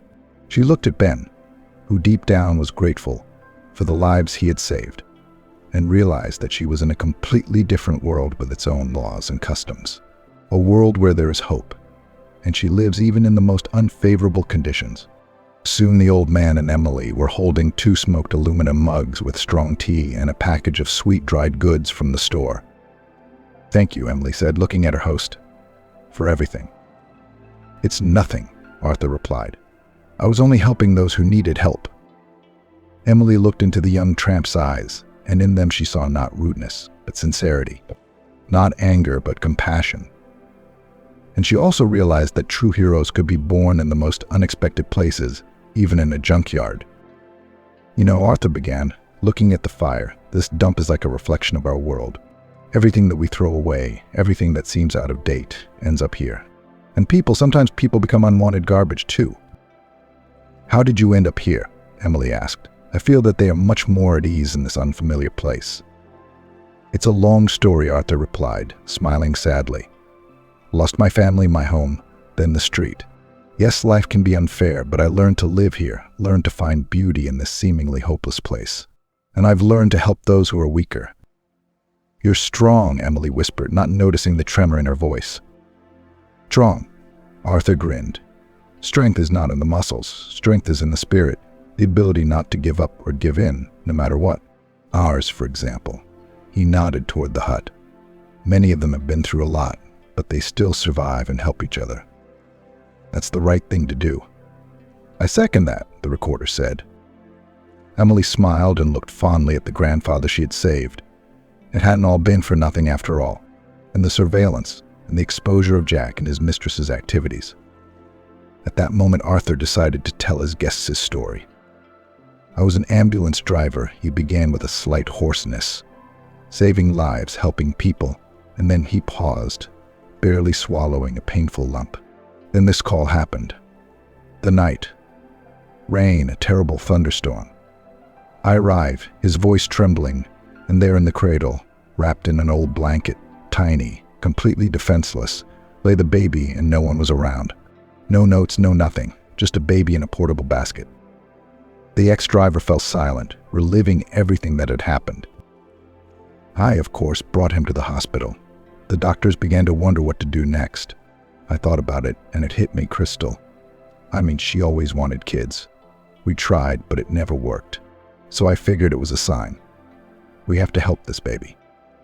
Arthur looked up at them, his eyes pleading for understanding. I drove home and told her everything. Crystal was happy at first. She said, "Yeah, we'll take him, we'll save our own family." And I was over the moon. "And then what happened?" Emily asked quietly, almost in a whisper. "Then," Arthur grinned bitterly, his lips curled in a grimace of pain. "Then Crystal had just left with someone else, packed her things, saying she couldn't take it anymore. Not ready for that kind of responsibility for a child she hadn't given birth to. Said it was too much of a burden and disappeared like we never had a life together. I was going crazy with pain, with anger, trying to figure out why. I argued, I scandalized, I had to work things out. In the end, I lost everything, my job, my apartment, the meaning of life." Emily listened without interrupting. Her heart clenched with empathy as she imagined the despair of this man who had lost everything he loved. "I started drinking," the drifter continued, "the alcohol dulling the pain, but not for long. And then I ended up here, in the dump, and it was as if I'd turned into garbage myself, a nothing that no one wanted to notice." He was silent, and the creases in his forehead deepened, as if to emphasize the weight of the past. Emily and Ben didn't say a word, completely immersed in the tragedy of the man. "And sometimes I see her," Arthur whispered suddenly, "my wife. She arrives in her new car, so happy, so carefree." His voice trailed off. "And I'm living at rock bottom." Emily sensed in his words not just the pain of loss, but an irresistible longing for the past. Arthur was literally enslaved by memories of times when his life had been filled with love and meaning. "How could it be?" she asked. "Were you so happy, saved so many lives? Does it all mean nothing?" Arthur shook his head. "It's just a job when your closest person leaves you and your whole world crumbles. No one saved matters." Emily didn't know what to say. She realized that the loss had burned something irreplaceable into Arthur's soul. Still, she hoped that somewhere in the depths of his heart there was still a flame of hope. "You say," the man fell silent, and his shoulders slumped listlessly. "What about the boy?" Emily whispered, feeling tears come to her eyes. She couldn't imagine how anyone could be so heartless as to abandon a defenseless toddler. "Jake, I used to call him Jake. He stayed at the orphanage where I visit him, help in any way I can. But it's not the same, not what I dreamed of." Arthur looked at the sunset with painful longing. There was silence, soaked with grief and despair. Emily felt a wave of sadness rising in her. She pictured little Jake, left to his fate, and her heart ached. Ben seemed much more absorbed in Arthur's story than Emily. His eyes faded, becoming deep and sad. "You're not alone," Emily said quietly, switching to you, her voice sounding soft and soothing. "Ben and I know your story now. And what you did is worthy of respect. You wanted to help, you dreamed of starting a family, and you continue to take care of Jake. That's worth a lot." "Yeah," Ben chimed in. "People like you, Arthur, are rare. In these times, despite all the hardships, you haven't embittered or broken down. On the contrary, you've kept your kindness and compassion alive." "But what to do now?" Arthur asked and looked at the guests with hope, slightly noticeable but still present. "How do we get back to normal?" "You're strong, Arthur," said Emily. "You just need to find the strength to start again. I think maybe you can get a job with another ambulance service, maybe even in another city. Or, if you have the desire and strength, can you get an education? There's always a chance in life." "And Jake?" Arthur interrupted. "It's not like I can leave him." "Of course you can't leave him," replied Emily. "Keep visiting him and helping him. Maybe someday Jake will grow up and realize that you've been the truest friend to him, and he'll be grateful to you." Tears Tears glistened in Arthur's eyes. "Thank you for your support and participation. Now I think I can see the light at the end of the tunnel again." Ben put his arm around the drifter's shoulders and pulled him close. "You're a good man, Arthur. I'm good at this. I spent 40 years working at the school." Emily raised an eyebrow in surprise. "So you've worked as a teacher in the past?" Ben smiled. "Yes, honey, I did. I worked. I taught math. Always thought I was smart and thoughtful. Except I raised other people's kids. But I couldn't raise my own son, Michael." Tears glistened in the old man's eyes after these words. Emily looked anxiously at the kind teacher, afraid as if he would not feel bad. "My Michael has gone down a crooked path. I tried to provide for him from an early age. I tried to get a bigger paycheck. I tutored in my spare time. I took extra hours at school. But I guess he just relaxed to everything. And when he left school, he got involved with a bad crowd. At first, cards, girls, the usual. And then, when money got tight, he got into robbery. Took a long time to catch him. But no matter how long the rope twists, there'll be an end. Anyway, shortly before his arrest, he came to my wife and me. He lowered his head, apologized for being a negligent son, apologized and went away. 2 days later, he was ambushed by a police cordon and, of course, resisted. He'd been carrying a gun in his pocket for a long time. Anyway, Michael died in custody. That's the story. My wife Anne did not live her son for long. She passed away a month after the funeral. Her heart gave out. At one point, I thought about following my family. But then I went into the kids. I found peace. I started teaching for free again. Gave lessons at home to anyone who needed it. Many of my charges are now in good positions. But I never asked them for help. They probably don't even remember my face. But my memory is excellent, photographic. I remember everyone, every name. As I see now, Emily looked with undisguised respect at her new acquaintance, whom she had saved from her husband's unlawful actions. And Arthur listened to Ben with bated breath. He himself had once been a high school student. No matter. But it wasn't his fault. After all, his stepfather drank uncontrollably, and his mother, working as a janitor at the school, could not provide her son with even the basic necessities. Many said that Arthur will become a hooligan or end his days in prison. But by the final year of high school, the boy suddenly took up the mind, got his license, served in the army, and after demobilization went to work for an ambulance. My teachers were right. I'll never make anything out of me. That's how I'll live my life as a vagrant, though there's no one to take offense at. It's just fate's way of doing things, Arthur complained, tossing wood into the dimly burning stove. Ben shook his head. "No, Arthur, you're wrong. In this matter, a man is the blacksmith of his own happiness, and only he chooses how he wants to live his life. I'm not judging you, and your lifestyle doesn't shock me. The main thing is that a man should always remain a man, and everything else is nothing. For example, I'm an honored teacher. What's the use? I trusted the crooks. I thought I would live out my life in a private home of mercy among my, so to speak, colleagues in age. But you see how it turned out. Tom, that trickster, was also very clever. He would start a conversation with me, as if by accident gently probe the elderly, find out who had what property. And then he would call a notary and persuade the next guest to sign everything over to him. And he always promised a place to live in return, and of equal value, dollar for dollar. And I myself was a fool to believe that they would buy me a house by the river. I don't need an apartment in the center, but a house in the countryside just right to cast a fishing rod, a faithful dog nearby. What can I say?" Arthur looked at Grandpa Ben with a smile. The young drifter's mood had improved, mostly because he'd met such nice people. No, that didn't mean that the junkyard was full of criminals. There were even famous people with a dark past, people who had once been quite wealthy, who one not-so-great day had run into problems that they could no longer solve. As it was getting late, Arthur suggested that Ben and Emily go to bed, and he decided to spend the night outside his little hovel, where he was going to light a fire and watch the stars. Emily was embarrassed at first, but then realized that she really had no other choice. Her legs were trembling from the day's experience, and her mind was a chaos of thoughts and memories from the recent past. After all, not so long ago, she and Jack had been fine, and even the presence of her mother-in-law did not spoil their leisure time. After all, only after the purchase of the ill-fated van Emily finally saw what her husband is. Having entered into a criminal conspiracy with Tom, Jack hurt innocent elderly people, hiding behind the status of a private house of mercy. In the back of Emily's mind, she couldn't understand how anyone could be so cynical and indifferent to other people's misfortune and old age.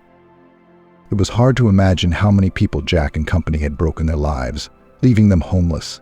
From the conversation with Arthur, it turned out that he had already twice rescued elderly people who were dropped off by some people on the dumps without money and documents. The young vagrant gave them first aid, then helped them get to the city, where they were going to file a police report. True, it did not lead to anything definite. After all, the elderly people had no evidence, and they gave all their property only on a voluntary basis and in the presence of a qualified lawyer. Lying on the hard bed made of several layers of cardboard, Emily stared at one point, where the faint stars were visible in the hole in the roof of the shack. Ben was already asleep and snoring softly. Emily smiled, mentally comparing the older man to a child who could fall asleep just like that almost anywhere he was put. Unbeknownst to herself, Emily was immersed in a painful memory that took her back in time several years. She and Jack had met by chance at one of the student parties, where an impromptu masquerade ball had been held with the approval of the head of the group. Everyone there wore masks, and you could recognize someone only by their voice, and that was only if you had known them before. Young people were dancing, having fun, and partying hard. At one point, Emily was asked to dance by a tall, broad-shouldered guy with kind brown eyes.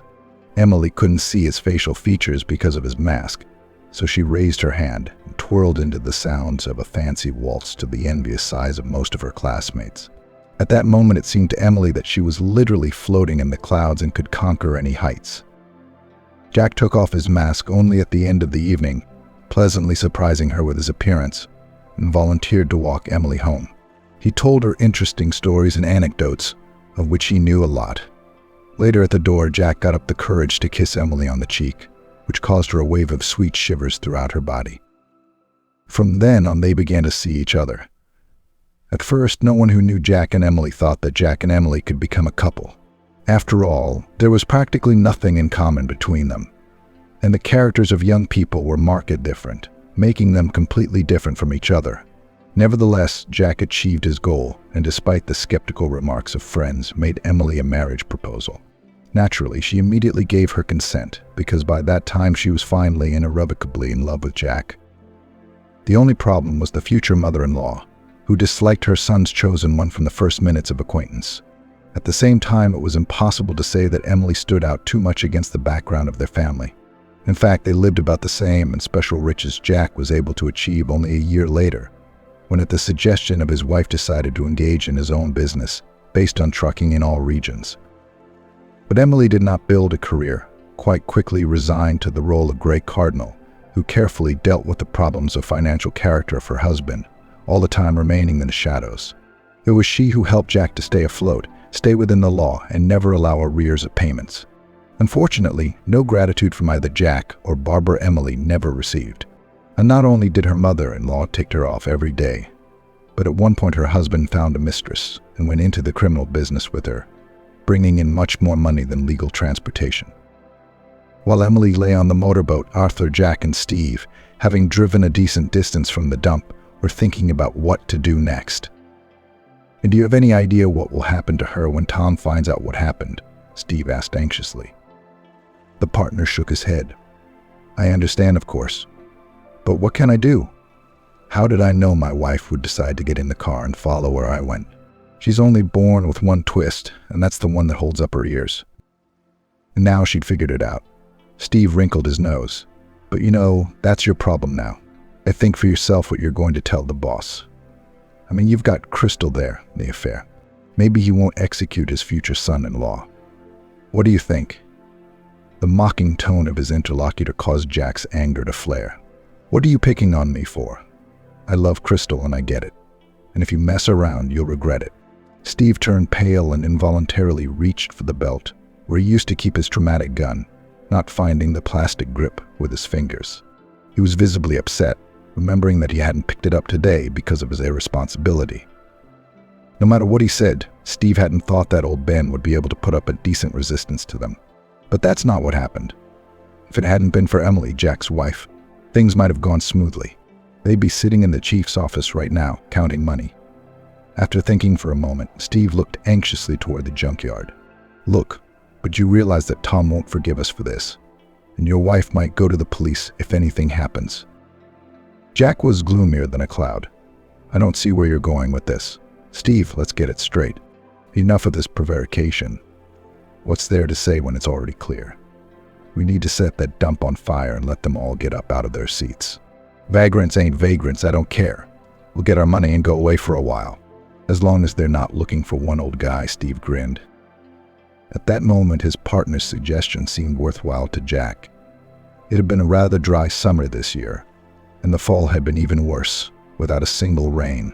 Well, except of course for this morning's drizzle, we can try it. Only we'll set fire to it from different directions, to be sure. Let them try. What's it like to run for your life? Jack said, and started the engine. At that moment, unsuspecting, Arthur sat outside, gazing at the stars, thinking about how his life might have turned out if he and Kate had adopted a foster child. Luckily, the vagrant's sensitive nose caught the smell of burning coming from all directions. Jumping out of an old, sold-out chair, he ran up to the shack and jerked open the door. Emily, Ben, let's hurry, we're on fire. There's a fire in the dump. Emily got up almost immediately, and only Grandpa took some time to stretch his old man's bones and get to his feet. In the meantime, Arthur was already running around the dump like a night whirlwind, trying to wake up as many of his fellow stray firefighters as possible. Soon, gathered in one place, the homeless people, along with their belongings and pets, piled toward the exit, which Arthur realized was not yet engulfed in flames. Time was running out in minutes, but they made it in time.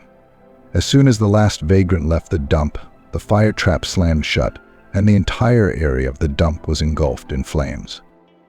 Sirens sounded, and several squads began to extinguish the fire at once. But Steve and his accomplice had already managed to drive a decent distance away, and were rubbing their hands together, thinking that they were able to cover their tracks. But it was not so, of course.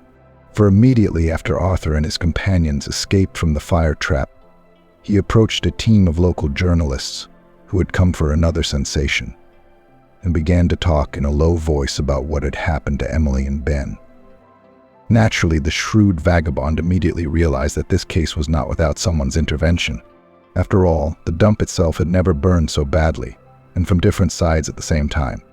Arthur quickly put 2 plus 2 together and realized that the people who were after Grandpa and Emily were probably involved in the arson. At first, the reporters thought the young drifter's words were a figment of his inflamed imagination, and they didn't listen very well. But when Emily and Ben confirmed his testimony, everything fell into place. The journalists passed the necessary information to the police, and they, in turn, announced a planned interception. Of course, Jack and Steve did not know all this and, unsuspecting, calmly approached the cottage village, where there was a private house of mercy. They were apprehended a few meters before the turn to the settlement by the DEPs on duty. Suddenly, it seemed strange that a dark-colored minibus was driving around the town at such a time, especially after the announcement of the alarm. When Steve realized they were being hunted, he didn't hold back and jumped out at full throttle. "Come on, Jack, follow me with a run. Otherwise we'll all be tied up," Steve shouted. But he did not get far and was soon apprehended by the traffic police.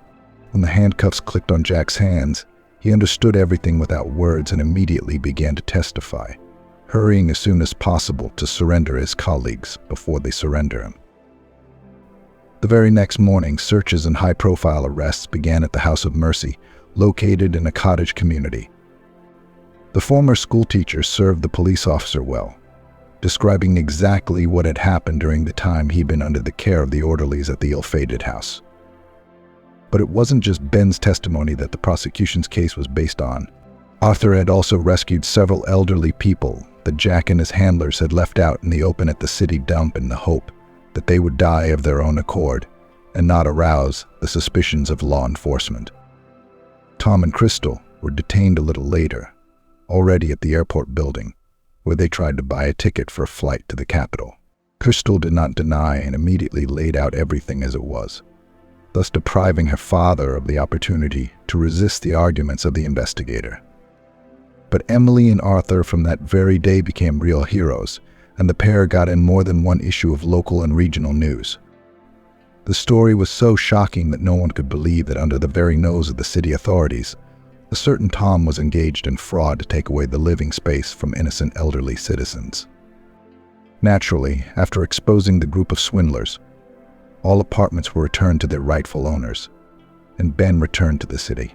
Thanks to Arthur's brave deeds saving homeless people at a burning dump, the mayor of the city offered him a job at one of the volunteer centers, where he could take care of his brothers on the street as before.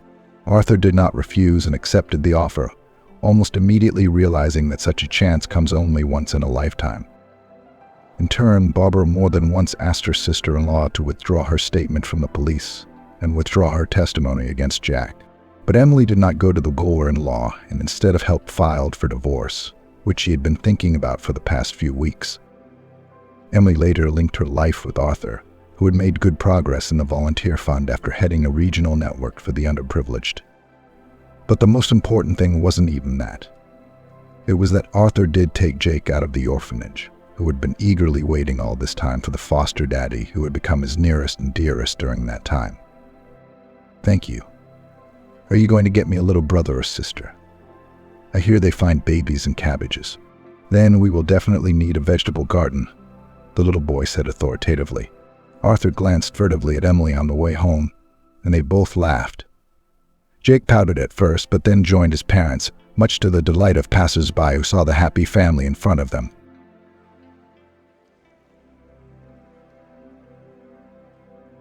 Voices could be heard outside the open kitchen door. AA was quietly coming down the stairs. When she woke up, she was thirsty. The woman was surprised to find that her husband was not in bed with her. The clock showed the 3rd hour of the night. Where could he have gone at such a time? She thought. There was always a jug of clean water on the table next to the bed, but yesterday she forgot to fill it. We'll have to go down to the kitchen. Alien slipped her feet into her slippers and went out into the hallway. Walking down the stairs of their big house, she realized that George was in the kitchen and talking quietly with his mother about something. Her mother-in-law lived with them, but before Alien did not notice that her husband and mother-in-law liked to chat at night. She went quietly to the door. You should have left her a long time ago. Her mother-in-law's voice sounded like the hiss of a cobra. Mom, stop it. I love Alien, George spoke in a whisper. But even with the door ajar, you could hear that he was annoyed. You don't understand, son. I'm taking care of you. I told you right away, don't marry that fool. With your money, with your position, you could have found a better wife. From a normal family. No, Mom. I hate to hear that. George even raised his voice a little. If you remember when I married Alien, I didn't have any position. Well, I'm sorry. At least I raised you all my life. Put my whole soul into you, worked 2 jobs to give you a decent education so that you could choose a better path in life. Thank you. The best thank you for me is my grandson. And you're depriving me of the opportunity to be a grandmother. Mom, you know, Alien and I have tried to have a child many times, but ... In general, if you don't talk to her yourself, file for divorce and kick her out of the house. I will tell Alien everything myself. I will tell you that you have another family. Her mother-in-law's voice sounded resolute, but Alien didn't pay attention to it now. She only heard one thing: another family, another family, another family. The woman almost screamed, her mouth hanging open. She turned around and ran up the stairs to the bedroom. What she heard that night was a terrible discovery for her. If what Anne says is true, then it turns out that George is deceiving her. And how many years does it last? How long has he been living with 2 families? No, it was impossible to believe it. From the first day they met, they loved and cared for each other. And my husband never even offended Alien with a word. Hundreds of small hammers were pounding in his temples. Alien really wanted to wake up. She wanted it all to be some kind of stupid dream, a nightmare that would disappear as soon as she opened her eyes. But it wasn't a dream. She heard her mother-in-law talking to her husband about George having another family. This can't be happening. 10 years ago, Alien and George met at a party, where the girl was invited by her friend Jane. They studied at hairdressing courses together and have already interned at one of the beauty salons. It turned out that her boyfriend's friend, the same George, was throwing a birthday party. It was there that the young people saw each other for the first time. But before that, Jane had been trying to persuade her friend to go to the party for a very long time. "There's nothing for me to wear there," sighed Alien. "Oh, that's not a problem," Jane smiled, opening the closet. Jane began to take out hangers with dresses, blouses, and skirts from the closet. "Choose what you want and can. Then don't even return it," she suggested. "Try on the one that suits you best," Jane said, applying the dress to the alien. "And this turquoise one with sand will be good for you," Jane claimed, helping her friend try on a dress. "Oh, what are you? I hardly wear them," Alien objected, looking at the white high-heeled shoes. "Put it on," insisted Jane, putting the shoes in front of her friend. "You look great, Alien," Alex said, looking at the girl through the rearview mirror. "I can't wait to drink champagne and dance," Jane supported him. "Well, will we make it?" Jane was indignant as they drove down the street. Alex, the leading car. "Calm down, of course we'll make it, girls."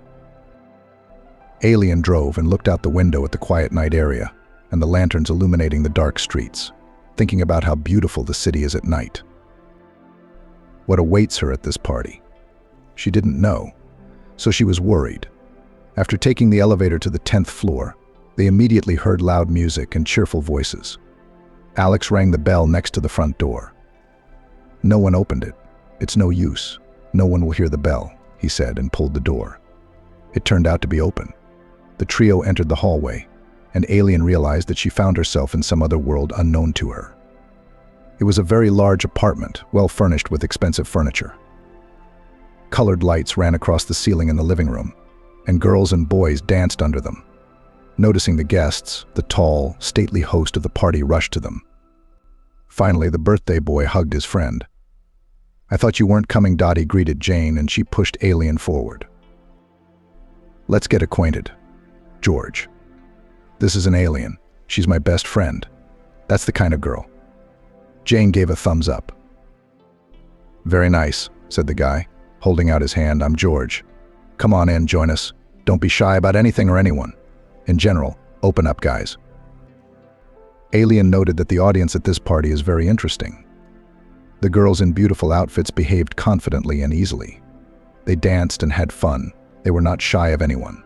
The guys supported the girls. There were plates of snacks on the table and even on the windowsills. There were bottles of wine and stronger drinks everywhere. Jane and Alex left Alien, rushing to their friends. They knew almost everyone here. And Alien felt awkward. Suddenly, someone handed her a glass. "Will you have a drink?" It was George. The girl took the glass in her hands. In general, she rarely drank, but then apparently out of excitement she drank wine. It tasted good, moderately sweet, and fruity. "I see you're bored. Why aren't you dancing?" the birthday boy asked. "It's a little awkward." "I don't know anyone here," Alien replied timidly. "Do you want me to introduce you?" "Don't. Inconvenient." "But then look. This girl with long hair is Helen. We studied together. My childhood friend eats something there all the time. We went to the same kindergarten, can you imagine? And we're still friends. Friends are sitting on the couch and girls are lighting up there. Do you remember?" Alien nodded, although she still couldn't remember all the names at once. "Don't be shy. We have a good company, all our own." George served her a canapé with cheese and olives. "I'll try. Can I go out on the balcony to get some air?" the girl asked. "Of course. It's really stuffy in here." He led the alien to a large loggia.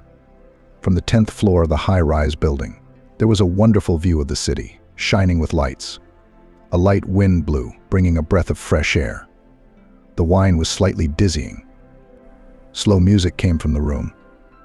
"Come on, let's dance." George extended his hand to the alien. The girl turned around and saw that Jane and Alex were dancing, clinging to each other. For some reason, she also wanted to dance. George turned out to be a gallant, strong guy. He moved very well. Dancing with him, Alien felt more confident among unfamiliar guys. "Where do you study?" the guy asked. At a hairdressing course, replied Alien. Will you make people beautiful? Something like that. Since childhood, Alien wanted to work in a barber shop like her mother. Therefore, after graduation from the orphanage, there was no choice for her. And you? I'm in my 5th year, George replied, smiling. I'll be a journalist. All my life I have dreamed of traveling around the country and showing people what is happening in different regions. I want to work in the news. Great. It's a great profession. Alien supported him. You're no worse off. George smiled even wider. Can you imagine if there were no hairdressers, how terrible the correspondents would look on TV? They laughed. Alien has become so easy with this simple and very attractive guy. After a few hours, the guys began to disperse. Alex called a taxi, leaving his car near George's house. Saying goodbye, the birthday boy asked Aliona for a phone number. Can I call you sometime? He asked. Call me. Alien smiled. She was very tired, but she was glad that her friend was able to persuade her to go to visit. In the taxi, smiling mysteriously, Jane looked at the alien. But George liked you. She poked her friend lightly in the side. I haven't left your side all evening. Stop it. Just a very polite and hospitable host.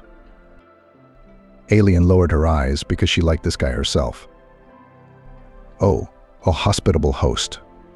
If you want to know, he is also one of the best students in the course, and an enviable groom. By the way, Alex, confirm my words. Aha, an enviable groom without a bride. The guy laughed. And this case is fixable. Jane persisted.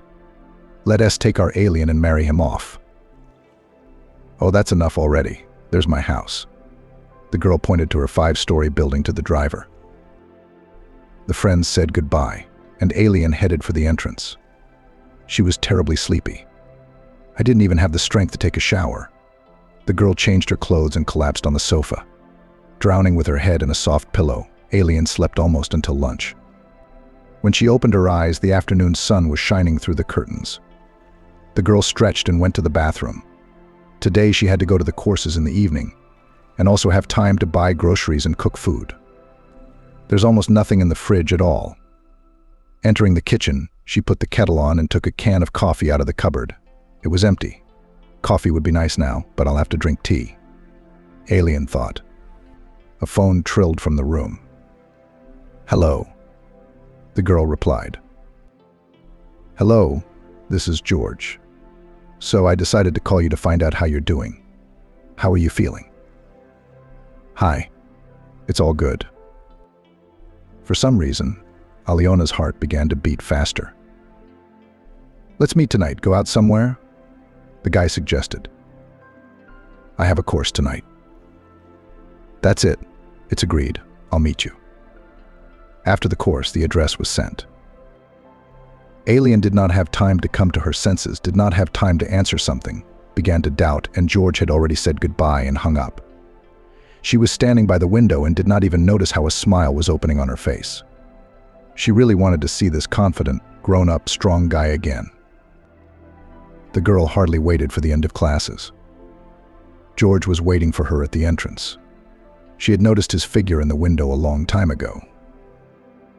Hello, she said, and her heart began to beat very hard. Hello. He held out his hand to her. Come on. Where to? I know a good place here.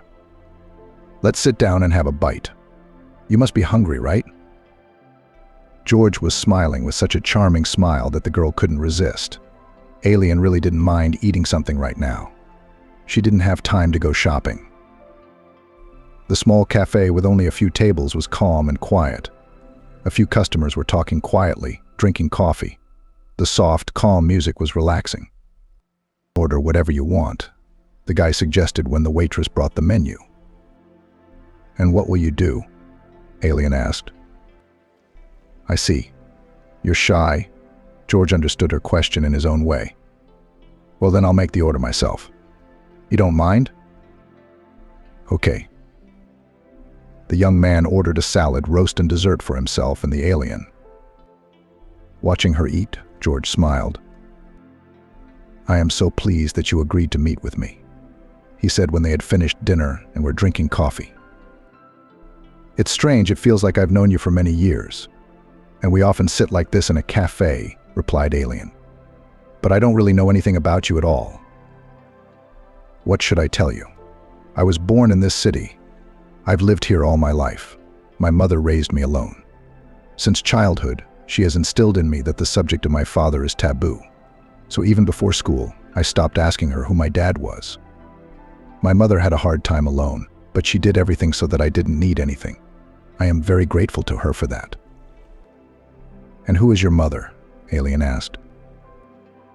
"Now she has her own publishing agency." "Oh, I see why you want to become a journalist." "I'm already working. My mother often gives me orders for publications so that I have my own money. It teaches you to work, so to speak. I've been writing for her publishing house since the 3rd year." Their cups had been empty for a long time, and there were no people in the cafe anymore. "Shall we go?" George suggested. They went outside. The warm May breeze was blowing Alina's hair. They walked along the square, enjoying each other's company. She didn't want to go home at all. The girl's soul has not had such calmness and a sense of security for a long time. "Well, will you tell me about yourself?" George asked. Alien was silent. She didn't know what to tell this confident guy who had everything going so well in his life. He was lucky. At least he had a mother who probably just adores her son, cares about him, loves him with all her soul. Alien couldn't boast of that. In her life, everything was exactly the opposite. That's how the world works. Fate is not kind to everyone. She has been singling out someone since childhood, and there is no explanation why this is happening. "My mother was a hairdresser," the girl began to tell about herself. "Well, then I also understand why you chose this profession. Did you follow in your mom's footsteps?" "Yes, she has been gone for many years. She died." "I'm sorry. And the father?" Alien didn't want to continue this topic at all. She had long ago taught herself not to remember her childhood. Her father drank, sometimes raised his hand against her mother, but she loved him very much. Despite her young age, the girl still remembered some of the scenes that frightened her as a child. She was forced to huddle in a corner, hide behind a closet or under a table. One day he got drunk, and a man died in a fight because of him. That's how he ended up in prison. He died of grief there. The mother has now started drinking alcohol. She often left her 5-year-old daughter alone at home for a few days, going on a spree. The woman was kicked out of work. At the barber shop, her hands often shook, and customers complained about the smell of fumes. Seeing all this, the neighbors called the Social Security staff, and after a while the mother was deprived of parental rights. After that, the mother was completely drunk. From a beautiful, blooming, and always well-groomed woman, she turned into a monster. The booze ruined her, and one day the neighbors found the girl's mother dead in her apartment. The grandmother took custody of the girl and took her to herself. But by the time Alien had to go to 1st grade, Grandma died of a heart attack. That's how Alien got into an orphanage. The girl did not want to tell all this to a guy who was doing well in his life, and who liked her so much. Other people's problems and failures, even if they do not depend on us, are not needed by anyone. So she kept quiet for a bit and decided to lie. I never knew him either. I see. You and I are friends in misfortune, it turns out. George wanted to diffuse the situation. He saw that the conversation he started went in the wrong direction, made Alien sad, and he didn't want to spoil the evening. But the girl was already immersed in the memories that she had so diligently banished from her head. She was almost good at it. Only George brought her back to the past. 2 years ago, she left the orphanage. The girl was lucky. Very quickly she was given an apartment, like an orphan. Some savings in the account helped the girl at first, and everything seemed to be fine. But something happened that made her look at the world with different eyes and realize that it was not as kind and warm as the one in which she lived. She was raised in an orphanage. There, educators took care of her and other children, taught them how to live, helped, listened, and pitied them. One day, returning home late at night from a part-time job, she ran into a group of guys. They started molesting the girl. There was no one nearby. These 3 attacked the alien. She couldn't even make a sound out of fear. The horror of that evening haunted her for several weeks, until she realized that she was pregnant. She made an interruption. She did not want to raise a child without knowing who his father was. Jane's friend, whom she had already befriended, helped organize everything. I found a doctor who would agree to do everything quickly, without additional examinations, collecting certificates and passing tests. If it wasn't for Jane, she would have gone crazy. The friend was the only person who knew about this terrible incident. "Have I offended you in some way?" George asked, noticing that the girl had withdrawn into herself. "Are you thinking about something?" "I'm just really tired." "I'm sorry," said Alien. They had already reached her entrance. The stars were shining in the sky. The barely opened leaves on the trees glistened softly in the light breeze. George took Alien's hands, turned her towards him, and looked intently into her eyes. "How fluffy your eyelashes are," he thought. "I really don't want to part with you." The guy said quietly, "Let's go out of town for the weekend and have a little picnic. I'll take my mom's car, we'll go for a ride. I promise you won't regret it. I know such a wonderful place where no sad thoughts can come to mind." "I'll think about it," Alien replied. "I have to go." "Yes, of course. I will hope to see you again." He wanted to kiss her on the cheek, but the girl had already turned around and walked to the door. That night, Alien fell asleep with mixed feelings in her soul. On the one hand, she liked George so much, she had never experienced anything like this before. A strange excitement enveloped her in a soft veil. But the fact that he had stirred up the most unpleasant memories in her overshadowed all the pleasant moments of the evening. Life was unfair to her. But Alien has long since come to terms with this, and tried to live independently so that someone from above would see that she was worthy of happiness. She will do everything for this. The morning began with a loud doorbell. She woke up, looked at her watch. 9:30 in the morning. Who was brought in so early? Slipping her feet into her slippers, she went into the hallway and opened the door. Jane appeared on the threshold. "Are you still asleep?" The friend flew into the apartment with lightning speed, kicked off her high-heeled shoes and proceeded to the kitchen. The girl followed her, rubbing her eyes. "Is that how you can sleep when I have such news for you?" "What's the news?" "Coffee first, I really want to cheer up." Jane has already opened the closet and took out the still unopened jar that Galen bought the day before when she went to the grocery store. "What are you standing for? Put the kettle on." "Why are you so excited?" From the powerful energy of her friend, Alien woke up to the end. She filled the kettle with water, put it on the stove and turned on the gas. "Late last night, the owner of the salon called me and said that she was taking you and me to work. Think about it, something happened there. One of the masters mixed up the compositions in the oxidizer and dyed her hair blue. There was such a scandal. In short, this creative was fired right away, and the hostess called me." "Come on." Alien was surprised that such a layman could work in the salon. "Yes, and I called you right away, but you didn't answer the phone, and then you became unavailable at all. By the way, your phone is out of range right now." Jane cut off a piece of sausage in a masterly way and was preparing to start breakfast. "Anyway, get ready. We have to be in the salon by 11 o'clock. Can you imagine? Now you and I have a permanent job. Where were you yesterday? Why didn't you answer?" Jane shouted loudly so that the alien could hear. "I was walking." The answer came from the bathroom. Jane would not have been surprised by her friend's response if she had said that she had been sleeping or reading, or at the very least watching the series. But for Alien to walk, and even so late. The girl still remembered that terrible incident and knew that Alien tries not to go alone in the evenings. Her friend's answer put her in a stupor, so she wasn't walking alone. When she came out of the bathroom, Jane was already all turned on with curiosity. "Well, who were we walking with?" "What is it?" she asked, smiling slyly. "With George." Alien simply replied. "Yes, did he ask you out?" "What date?" "Come on. We just went for a walk, sat in a cafe. Then he walked me home." Alien's cheeks suddenly turned pink. "I'm happy for you, girlfriend. George is a great guy. And it's great that he liked you so much that he invited you for a walk the very next day after meeting you.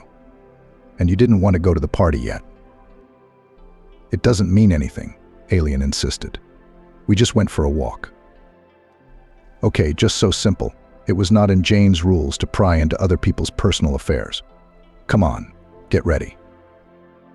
From that day on, Alien's life began to change for the better. The hostess of the beauty salon, where they had been interning all this time, greeted the girls quite affably. She showed them their workplace. The girls still had one for two. They had to work in shifts, but it suited them. Alien is completely immersed in her work.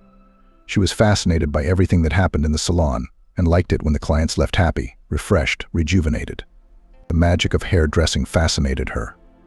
Here comes a lady who is well over 50, and after half an hour no one will give her that age.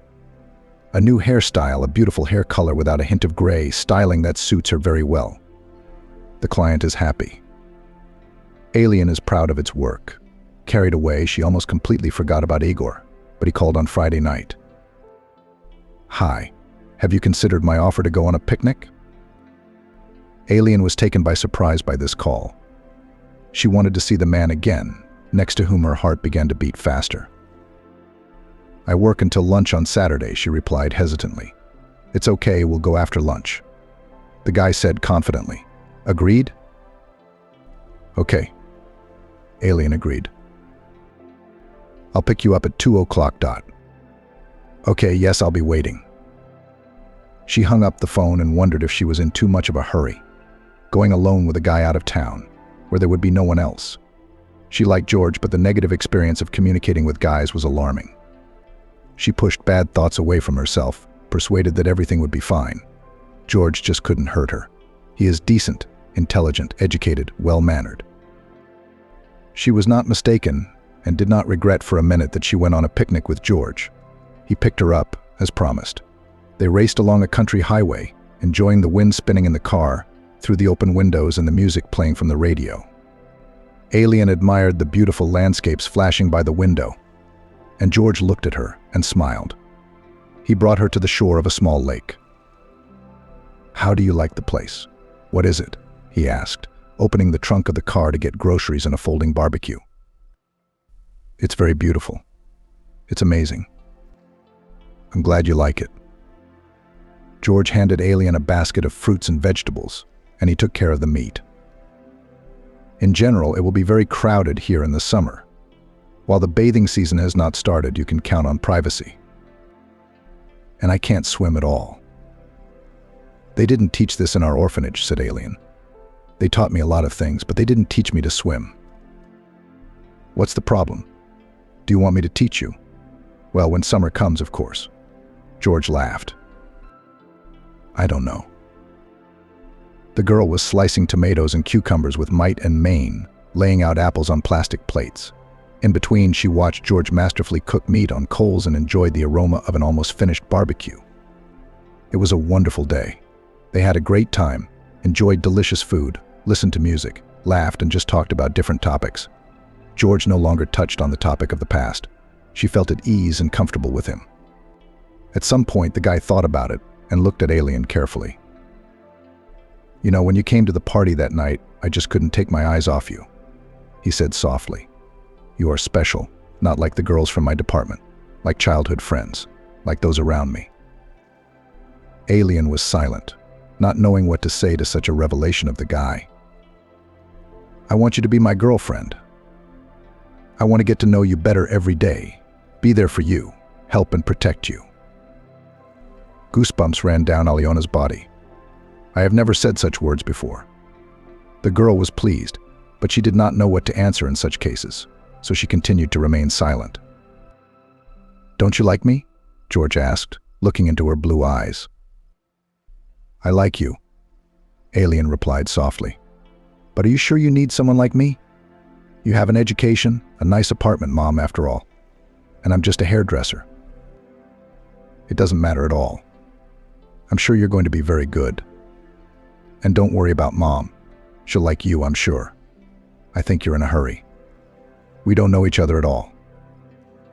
Alien picked a blade of grass and fiddled with it in her hands. Don't worry, I won't rush you. I just want us to be together.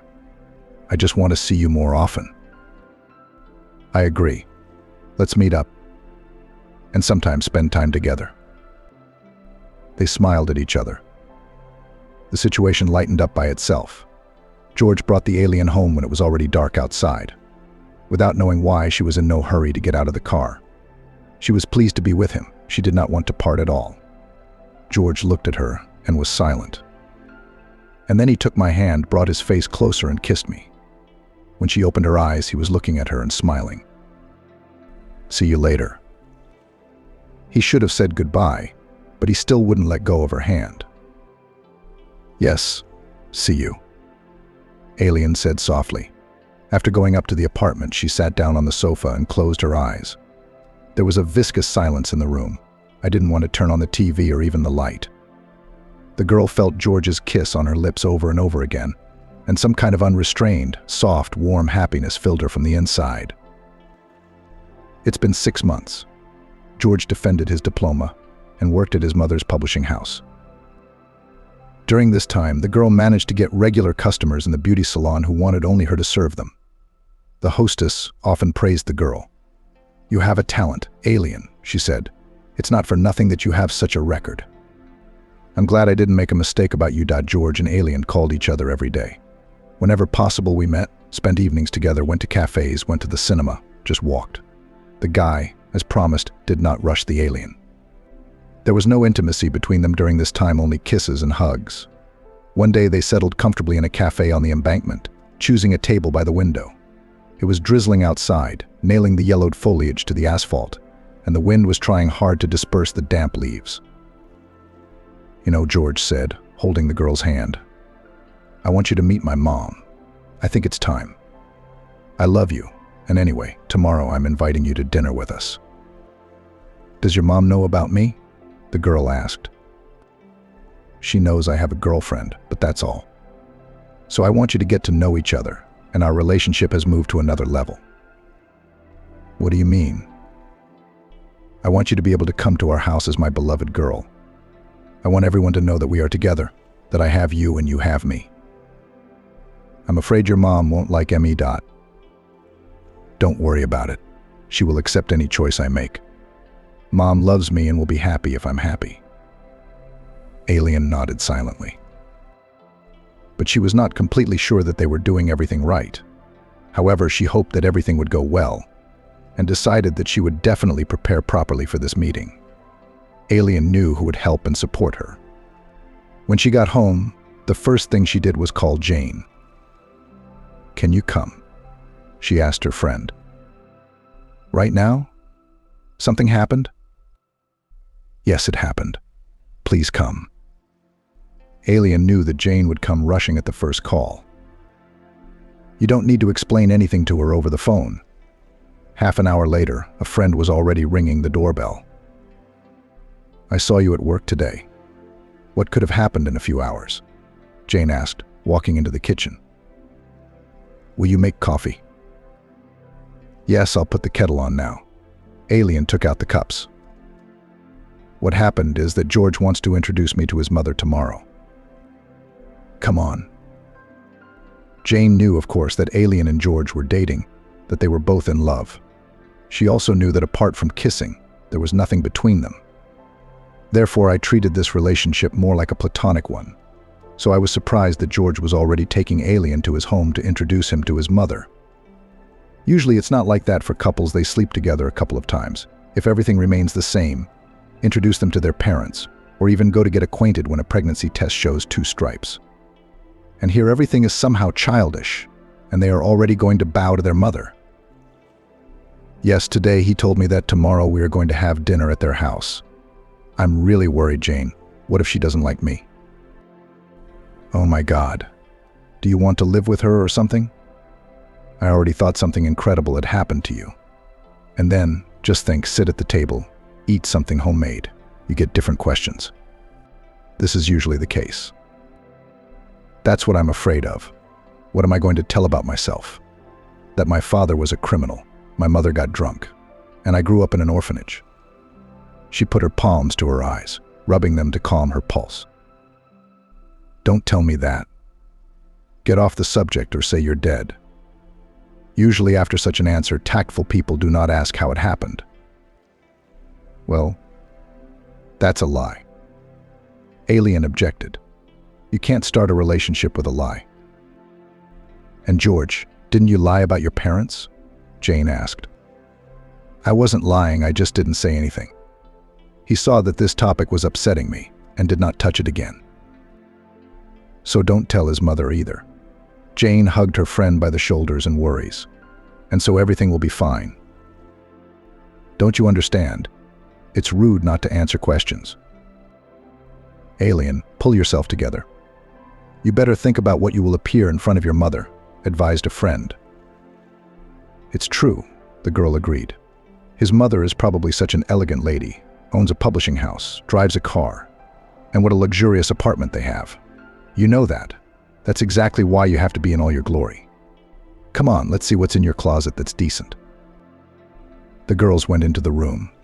Jane opened the closet door in a masterly way and critically examined her friend's wardrobe one by one. Hangers with dresses and skirts flew onto the sofa. Listen, put on this knitted dress. A friend held out a hanger with a blue monochrome dress. Firstly, according to the weather. Secondly, nothing flashy. You will look quite decent. Do you think? Of course, it's better to pay attention to the appearance. Make light makeup and you can curl the hair at the tips. That's all. Jane seemed very pleased with herself. As always, she helped her friend solve the problem and was proud of it. Come on, you'll worry when we choose a wedding dress, laughed Jane. Come on, you're kidding. And what if he goes to introduce his mother? Then he wants to introduce her as a bride. It's like you came from another world. All guys do that. No, we haven't even had that yet. Alien spoke softly. And you didn't have that, as you say, just because you don't want to. George would have been glad for a long time. I'm sure of it. Jane, stop making me blush. She waved her friend away, pressed her cool palms to her hot cheeks. On the one hand, the girl was grateful to her friend for her support, but on the other, Jane's outspoken statements drove her crazy every time, put her into a stupor, made her blush. Nevertheless, she agreed with the advice about the dress, put it aside, and put the rest of the clothes back in the closet. The girls went into the hallway. That's it. I ran, Jane said, giving her friend a peck on the cheek. Tell me later how it went. Of course, what are you talking about? Who else am I going to tell? Alien closed the door behind her friend and looked at herself in the mirror. Still, George shouldn't have come up with this introduction to Mom, she thought. Had it been bad for the two of them all these months? After seeing the alien home, George drove home. Opening the apartment door, he shouted loudly. Mom, I'm at home. I'm in the kitchen, son. Go to dinner, Anne replied. You're hungry as a beast. The guy sat down at the table, and his mother put a plate of fried potatoes and sausages in front of him. But tomorrow you still have to cook a normal dinner with everything that should be on the table, the guy declared. Yes, and what kind of holiday is tomorrow? Anne asked, sitting down opposite her son and pouring him tea. And tomorrow, Mom, I'll introduce you to my girlfriend, George said solemnly. Unexpectedly, Mom smiled, propping her chin on her hand and leaning on the table. Nothing unexpected. We've been dating for 6 months now, George said. Give me the bread, please. The woman handed her son a plate with sliced bread. She took a deep breath. Anne knew that George was dating someone. He often talked on the phone with some girl. In addition, she could not help but notice that her son was simply glowing with happiness, did not stay at work too long, and came home late. She did not ask George about his personal life. I knew he would tell me everything himself when the time came. And now, apparently, that time has come. Once I decided to introduce her to my girlfriend, so it's very serious. Can you tell me a little bit who she is? Mother asked, so that I would at least know what to talk about with her. She's just a wonderful girl. Georgianne interrupted. That's enough. The guy wiped his mouth with a napkin and got up from the table. Anne didn't like her son's answer. The smile quickly disappeared from her face. Mom, I hope there won't be any sausages on the table tomorrow. Cook everything beautifully and deliciously, as you know how, George asked. I have absolutely no time to cook. Offended, the woman decided to order food in a restaurant since she is such a gourmet. Mom, she's not a gourmet, but my favorite girl. And I want your acquaintance to go well, so that she likes you and you like her. George hugged his mother's shoulders as much as he could on the cheek to make everything very tasty. I'm going to my room. The woman was left alone in the kitchen, confused. After sitting at the table for a couple more minutes, she began to clear away the dishes. Her boy has grown up, matured, and now she is no longer the main person in his life, but some strange girl. And so he decided to bring her to their house. This situation was expected. Any mother knows that sooner or later this moment will come. That's how life works. Anne also understood that time was running out. The son may very soon have his own family, and she will have grandchildren. It's only one thing to understand and know that it will happen there sometime in the distant future. And another thing is to stand on the threshold and meet the one who has captured the heart of her son.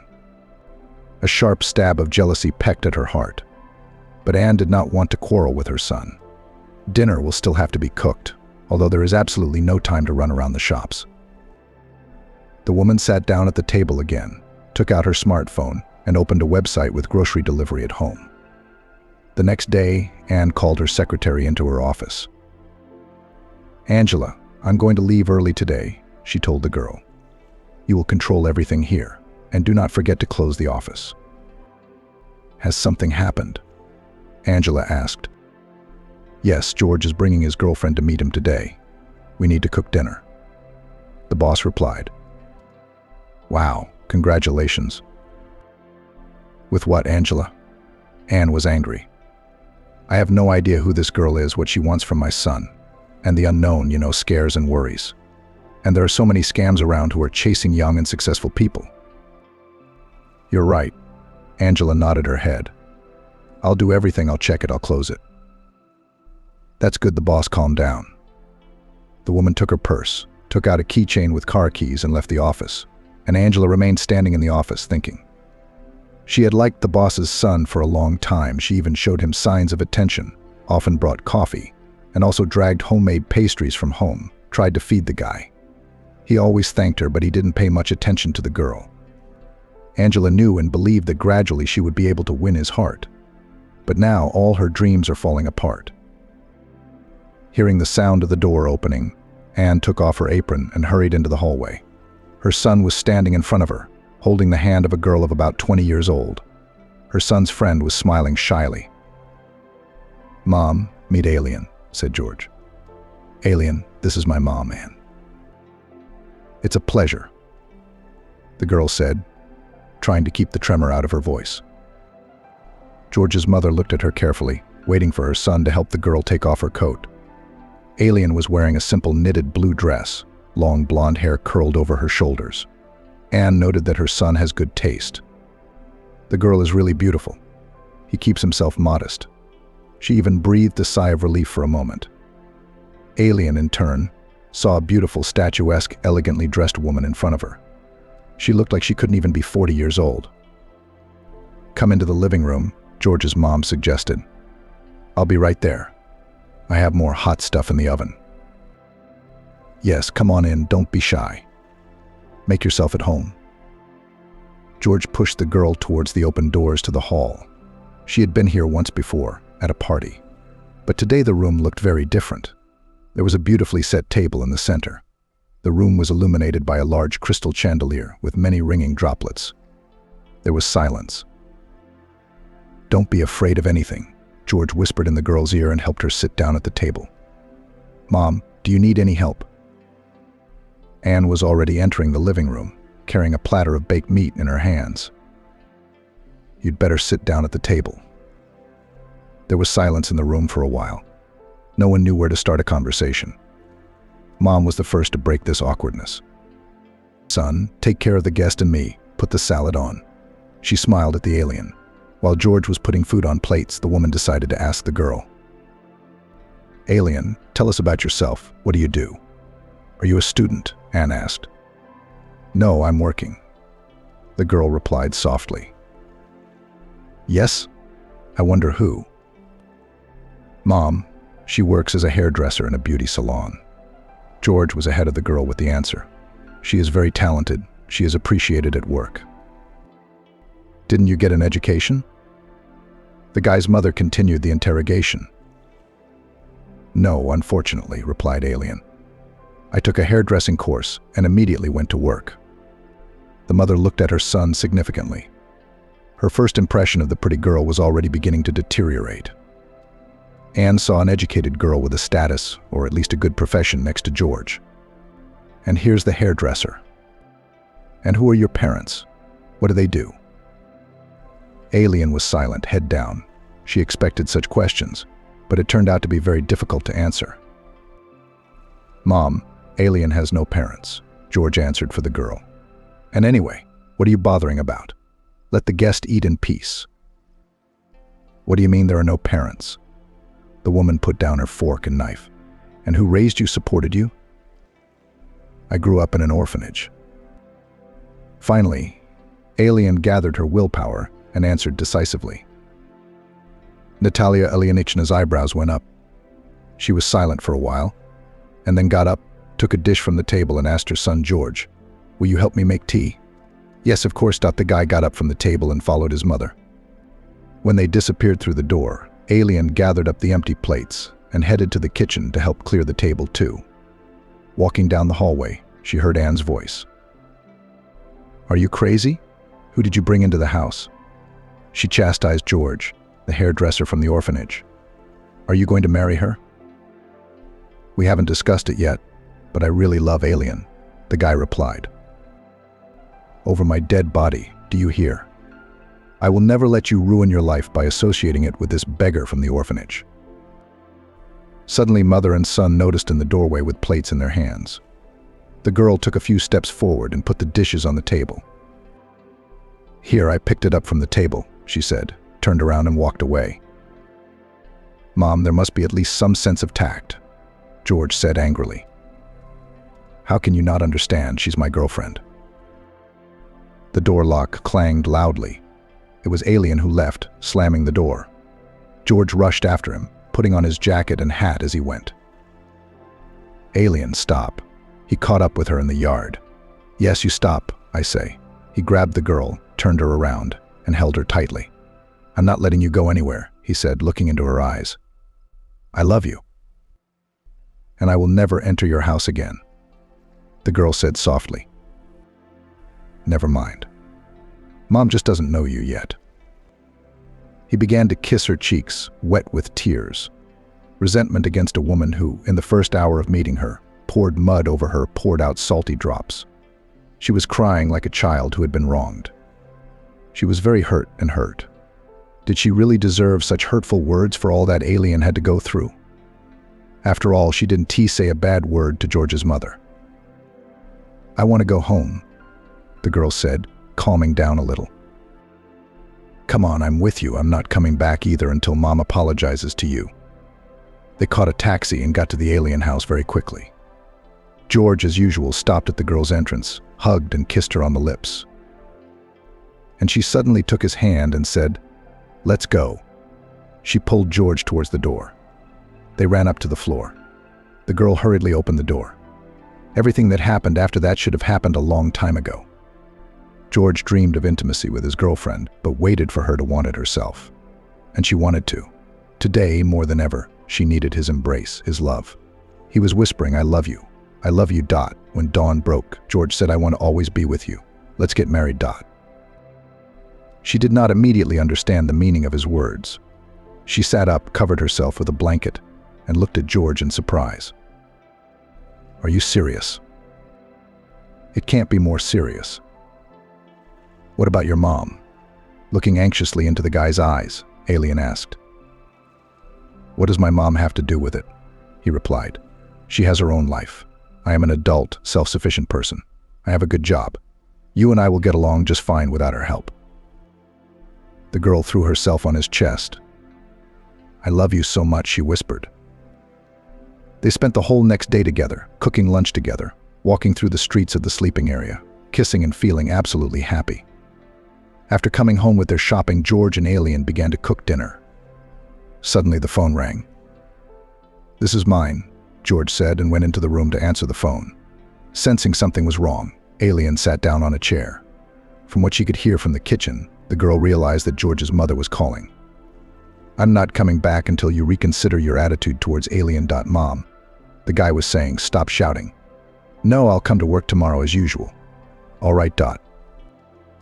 He returned to the kitchen and saw a sad Alien. "Come on, baby. It's okay. We're together. He hugged the girl, and then suddenly picked her up in his arms and spun her around. "Aren't they going to feed me in this house today?" She laughed and became light and calm that George did not gather at his mother's first call, and did not leave her after what had happened between them. In the morning, Alien cooked breakfast, but George refused, drinking only a cup of coffee. "I have to run home and change before work," he said. "And in the evening?" asked Alien anxiously. "And what about tonight?" "I'll pick you up at the beauty salon after work. Let's go to your place. Or do you not like my constant presence in that apartment?" "I really like it," the girl smiled. George kissed her and left. When he arrived home, his mother was gone. She went to the publishing house. After changing clothes and taking the folder with the manuscripts he was working on, George also hurried to the office. Angela's secretary met him in the hallway. "Hello. Would you like some coffee?" "No, not now, I'm sorry," the guy answered on the move and hurried to the office of the correction service. He was working on a big project and deadlines are tight. "I wanted to have time to complete the planned amount of work in order to spend the evening with Alien." But about 15 minutes later, the internal phone on his desk rang. I called my mother. Without asking Vera if he could come in, he opened the door to his mother's office. "Did you call?" "Well-mannered people say hello first," Anne said without looking up from the papers on the table. "Well-mannered people do not insult people about whom they know nothing at all and respect the choice of others. Hello, Mom." Anne raised her head and looked at her son attentively. Inside her, there was a struggle between a mother who endlessly loves her only son and a woman whose place a beautiful young girl wants to take. In this struggle, love and jealousy had equal powers. "Hello, son. I need to talk to you." George sat down on a chair next to a large conference table. He didn't want to think about what had happened at their house. But the guy understood that he would have to talk about it. His mother is his own person, and they will have to compromise. "Let's talk," he agreed. "I guess I was wrong. I realized this during the day that you were not at home. I changed my mind a lot. You see, George, this is not the future I imagined for you." "And what did you imagine?" The guy interrupted his mother in anger. "Did you think that I would bring home the daughter of an oligarch, an airy dummy, for whom only trips to salons, spas, and endless shopping are important? Mom, you understand, I love Alien just because I love her, because she loves me. And she does it sincerely. If you want to know, I fell in love with her at first sight. We've been dating for 6 months now.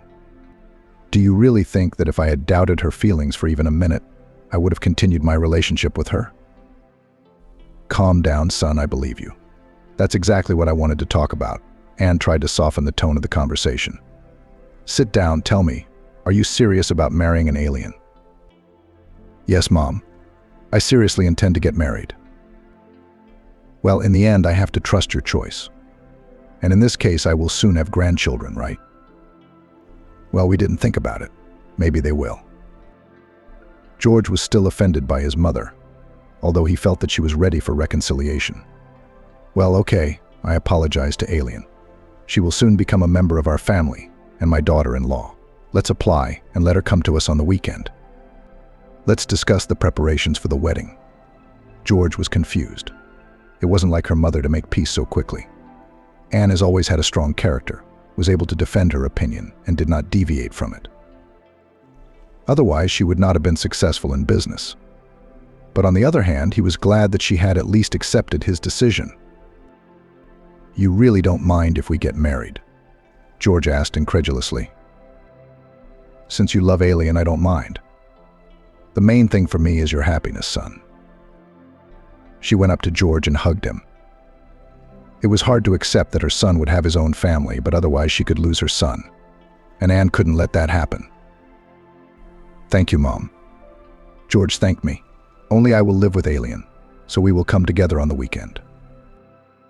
But this condition does not suit me at all. The mother objected. First of all, there are some rules of decency. The bride and groom do not live in the same apartment before the wedding. And secondly, you have your own house to which you take your young wife. In the meantime, live separately. That's what I insist on.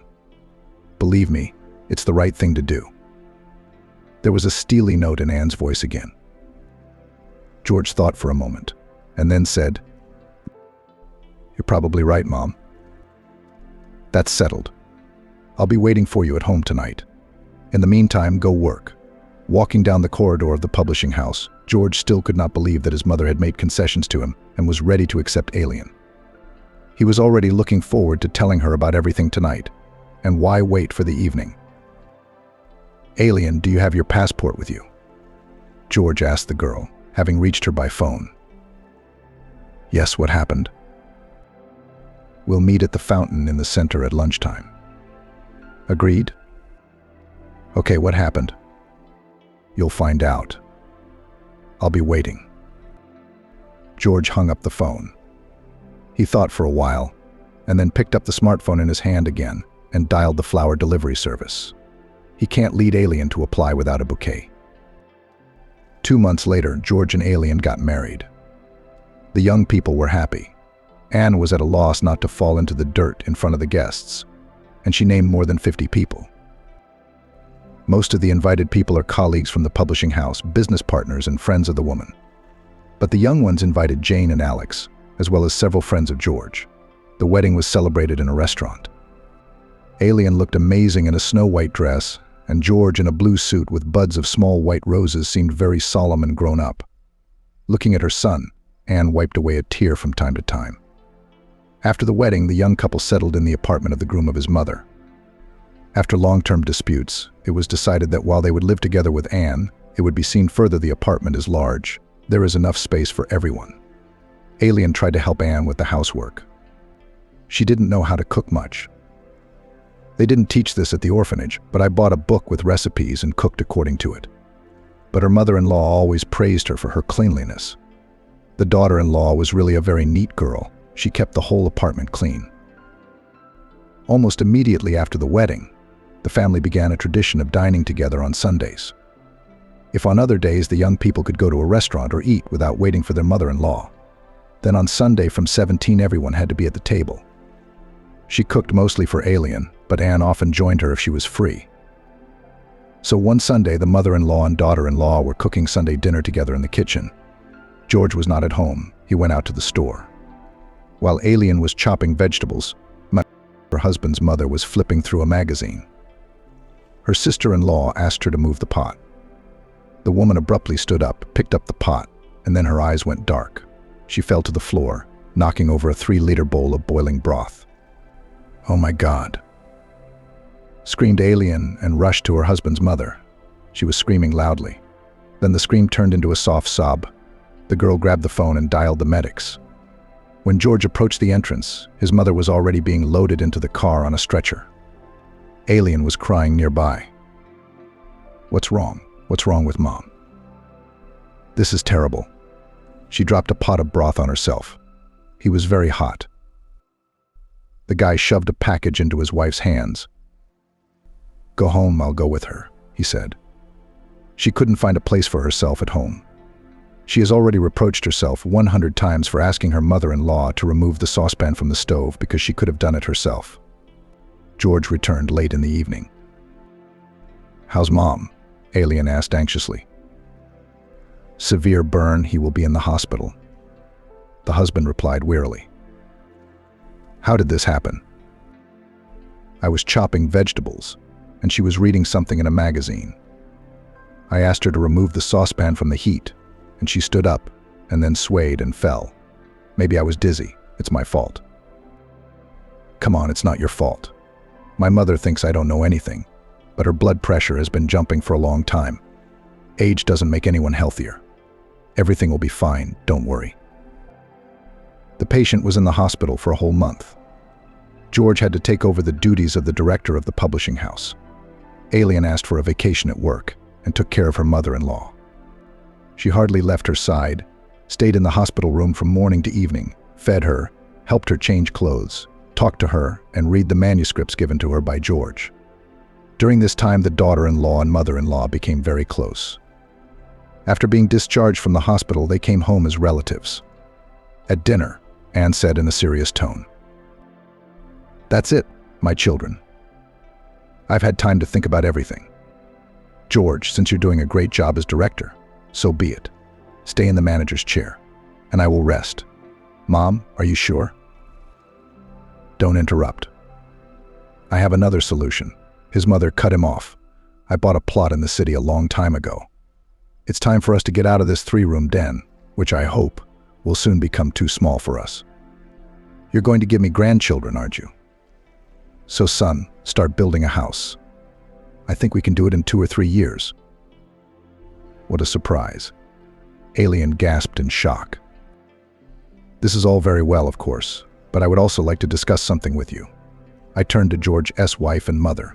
"I have some savings, and I thought my wife will stop working for her uncle, or rather for her aunt. She may have her own beauty salon, albeit a small one, but still her own. What do you think, Mom?" Alien looked in surprise at her husband, then at her mother-in-law. Everything that was said at the table that evening was very unexpected for her. She could not imagine herself as the owner of the salon. "That's a great idea," Anne smiled. "Let her learn how to run a business, and you help her." "I do not know what to say," the girl said happily. "That's how much you need to do: find a room, buy equipment, recruit staff. You can handle everything. You're a smart girl." "Well, that's nice," Anne said, looking at her happy son and daughter-in-law. As they say, there would be no happiness, but misfortune would help. 8 years have passed. The family has long since moved into a large 2-story house with its own plot. Anne set up a small flower garden, took care of plants, grew roses, asters, peonies. George ran a publishing house that flourished and brought in good income. Alien has turned into a real businesswoman. Everything was fine, but Alien still couldn't get pregnant. She and George went through a lot of examinations, but all in vain. She never told her husband about the termination of her pregnancy, which she had done many years ago. She didn't want him to know about that unpleasant event in her life. But in her heart, Alien blamed herself for not being able to give birth to her husband's son or daughter. Only the absence of children has overshadowed the life of this family. George was preparing to celebrate the 15th anniversary of the publishing house. It was announced to the staff that the corporate event would be held in the restaurant. Everyone is invited, as well as regular customers and partners. Everyone was in high spirits. George was giving the last assignment to Vera, who stood in front of him with a notebook, writing down everything he said. She still hadn't given up trying to win over the handsome director. George paused, looked her up and down critically. Her clothes were too provocative. "Angela, did it ever occur to you to dress more decently for work?" the man asked. "Don't you like it?" The girl was defiantly spinning around herself. "In my opinion, it is very fashionable and stylish." "In my opinion, it's just vulgar," the director interrupted her. The day before, George's mother again started talking about the fact that they could not give her grandchildren in any way, which brought Alien to tears. The man was already so tired of rushing between his mother and his wife, calming one or the other, that sometimes he did not even want to return home. Remembering his wife's tantrum yesterday, he sighed heavily. He also wanted a son, but he loved Alien no less than 8 years ago, and was not going to part with her just because there was no baby in their family. His mother indirectly insisted that George get a divorce, all the time repeating that the years were flying by, that she was getting old and would soon not be able to babysit her grandson if he ever did show up. Trying to banish sad thoughts from himself, George plunged into work. My wife refused to go to a corporate party on the occasion of the 15th anniversary of the publishing house, citing ill health. She cried all night again and fell asleep in the morning only thanks to the pills she took. He kissed his wife as usual and left the house. Alien watched sadly as her husband got into the car and drove out the gate. The woman felt that she had been in a terrible state for a long time. Even the 2 weeks at sea that they spent with her husband this summer could not completely rid her of this condition. She didn't want to go to a restaurant with her husband, have fun, and be happy when she felt so bad. Also, the mother-in-law constantly added fuel to the fire, whispered to her husband that it was necessary to leave a barren wife, and sometimes openly expressed her dissatisfaction, bringing Aliona to tears. The marriage was bursting at the seams, and she didn't know what to do. The restaurant was fun and noisy. The guests were dancing. From time to time, a pause was announced, which was filled with congratulations and gifts. The publisher's birthday was a great success. Only George somehow got over it very quickly. He downed glass after glass, hardly eating, and by the end of the evening he was almost on his feet. "Thank you all so much for the congratulations. I love you all, everyone," shouted the sweetest director. Such behavior by George Ilyich, whom the whole city knew, could cause irreparable damage to the reputation of the publishing house, but he did not care. At one point he even started dancing, which shocked some guests and made others have fun. Someone even took out a smartphone and started filming the inappropriate behavior of the director of the publishing house. Watching all this, Angela's secretary became more and more horrified. She knew her boss well. The next day he will bitterly regret what he did the day before. But now something had to be done to prevent the situation from going too far. So that George would not embarrass himself in front of his partners, who were already squinting at him, looking disapprovingly. "Let me dance with you." Angela grabbed the director by the waist, hugged him to her, and began to push him towards the exit. "Where are you taking me?" "I want to have fun," muttered George. "And now we will continue to have fun, only in the fresh air." Angela coaxed him, continuing to push him towards the exit. On the street, she caught the first taxi she saw and put the director there. She sat down next to him and gave the driver the address. "Where are we going, Angela?" George asked her. "To a secret place where no one will know how you fought today," George Ilyich, the secretary said affectionately. "Do we need to go there?" the director asked, trying to lift his head from Vera's lap. He seemed ready to go to sleep in the car. After paying off the taxi driver, Angela barely pulled the director out of the car and dragged him to her home. The girl lived in a hostel, but she had a good relationship with the janitor. So, after grumbling a little, the old woman let her pass with a man. In the room, Angela took the bottle of cognac she had started from the cabinet and poured it into glasses. "Okay, you need to shake things up a little," she said, holding up the man's card. After drinking a little, after a while George began to come to his senses. "Where am I?" he asked. "And you're in a secret place," Angela said affectionately, hugging and kissing him. "You'll be very happy here. You have no idea how good it's going to be for you." George did not understand well what he was doing, but he did not lose his masculine strength. Even despite the large amount of alcohol she drank, she achieved what she wanted. She finally dragged the director into her bed. In the morning, George had a terrible headache. He was horrified to find himself in a small room in an unfamiliar bed, with his secretary lying next to him. Still swaying slightly, he got out of bed, found his clothes, and began to get dressed. At home, George said that he had had too much, did not want to return home like this, and slept on the sofa in his office at the publishing house. "Go take a shower and go to rest." "You need to sleep it off," said Aliona. "Ugh, how you stink. Why did you drink so much?" "Forgive me, my dear. I don't know what came over me." George's mother and wife tried not to remember this incident anymore, but Angela, at every opportunity, reminded the director of how good it was together. She continued to stick to him at work every day. George was stressed out by all this, but he felt guilty. He was angry at himself, not at Angela. One day, the secretary entered the office uninvited. She looked worried. "Is something wrong, Angela?" George asked. "It happened. I'm pregnant." Angela lowered her head. "From you." George got up from his desk, walked over to the secretary and looked into her eyes. "You're not lying. Is there no mistake?" "No. What should I do now?" Angela sobbed. "Calm down. And what should be done in this situation?" "At least to provide for me and the child, at most to get married. After all, this is your baby. So the second is excluded. I'll help you with the money.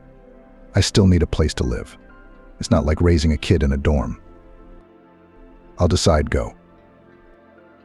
The girl left the office, and George sat down in an armchair and dropped his head into his hands. He's going to have a long-awaited baby. His blood, not from my wife. And this is a fact that both pleased and worried the man at the same time.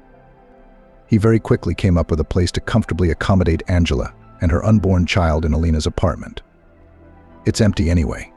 George will say that he handed her over to an employee who has temporary difficulties. 2 more years have passed. That night, when Alien unexpectedly witnessed her husband's conversation with his mother, she could no longer sleep. She and George became more and more estranged from each other and no longer made any attempts to get closer. We lived as friends, as buddies, sometimes even as neighbors. Now, staying late at work, George did not even consider it necessary to explain the reason. Alien went to work in the salon as if on autopilot.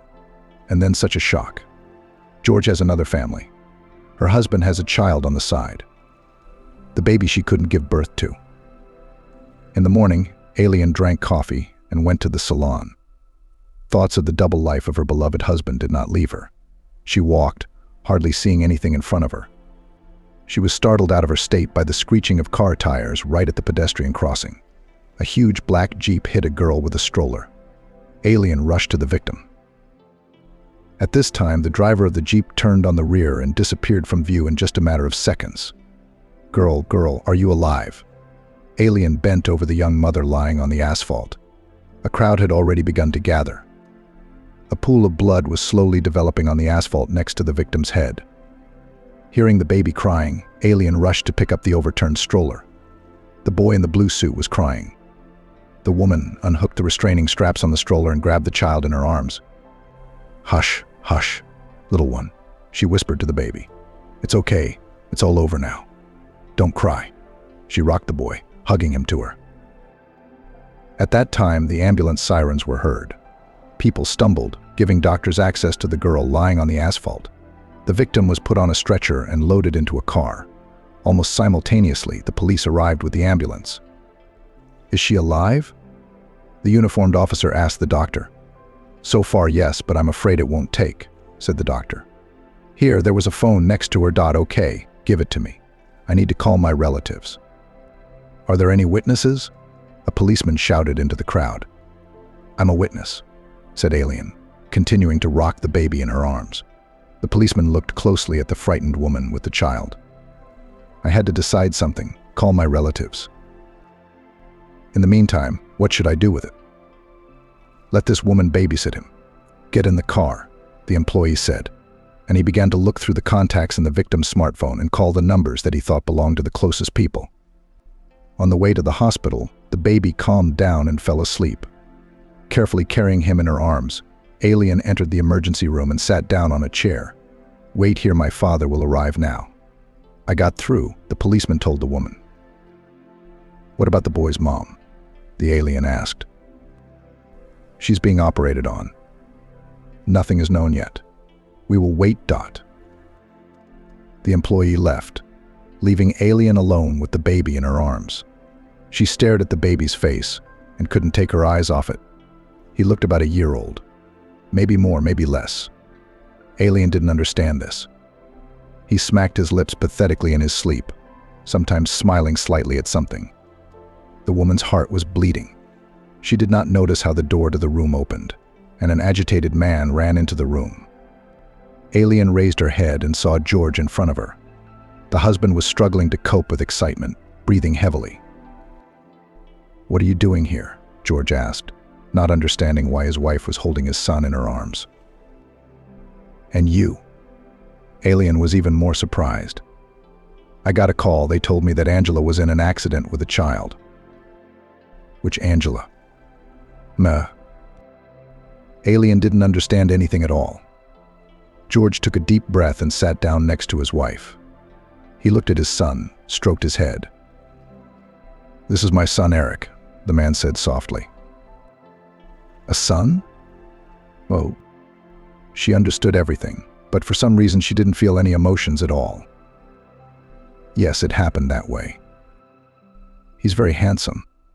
He looks like you," Alien smiled. George looked in surprise at his wife, who was admiring his child born to another woman. The wife did not throw a tantrum, did not ask questions. She was hugging his son to her chest, and he was sleeping peacefully, smiling at something in his sleep. "I'll explain everything to you. I wanted to say something to George." "Don't. The main thing is that he is alive. The main thing is that the baby was not injured." Alien put her finger to her lips. The figure of a doctor appeared at the end of the corridor. "I'm really sorry. We did everything we could. She died. Be strong." The doctor turned around and left. Alien and George were silent. The baby in the woman's arms stirred, waking up, as if he felt that his mother was no more. Alien was the first to speak. "What a horror. What's going to happen now?" she said, not looking at her husband. "I don't know. She doesn't even have any relatives. She was a visitor, it seems," George said. Alien stood up resolutely. The only right plan matured in her head. The city cemetery was quiet. Autumn leaves flew off the trees, laying down on the paths, granite slabs of tombstones and graves. A small group of people saw off Angela on her last journey. There were red flowers on her grave. "Angela loved everything bright and catchy, even if there are red roses on her grave," George said. Among those who saw Angela off on her last journey were colleagues. Dressed in black clothes, they looked sadly at the photo of a beautiful young woman who just a year ago became the mother of a beautiful baby. The colleagues were talking quietly. No one could accept until now that a cheerful, never discouraged, very energetic woman died under the wheels of a reckless driver who did not even consider it necessary to call an ambulance and provide first aid. George and Alien were standing at the grave. They were silent. The terrible tragedy made them close, dear people again. George took his wife's hand and stroked her palm. He did not doubt for a minute that everything in their lives would be fine. The husband and wife stood for a while longer and slowly walked along the cemetery alley towards the gate. There, outside the gate, Anne was strolling leisurely, pushing a stroller in front of her with her little grandson Eric.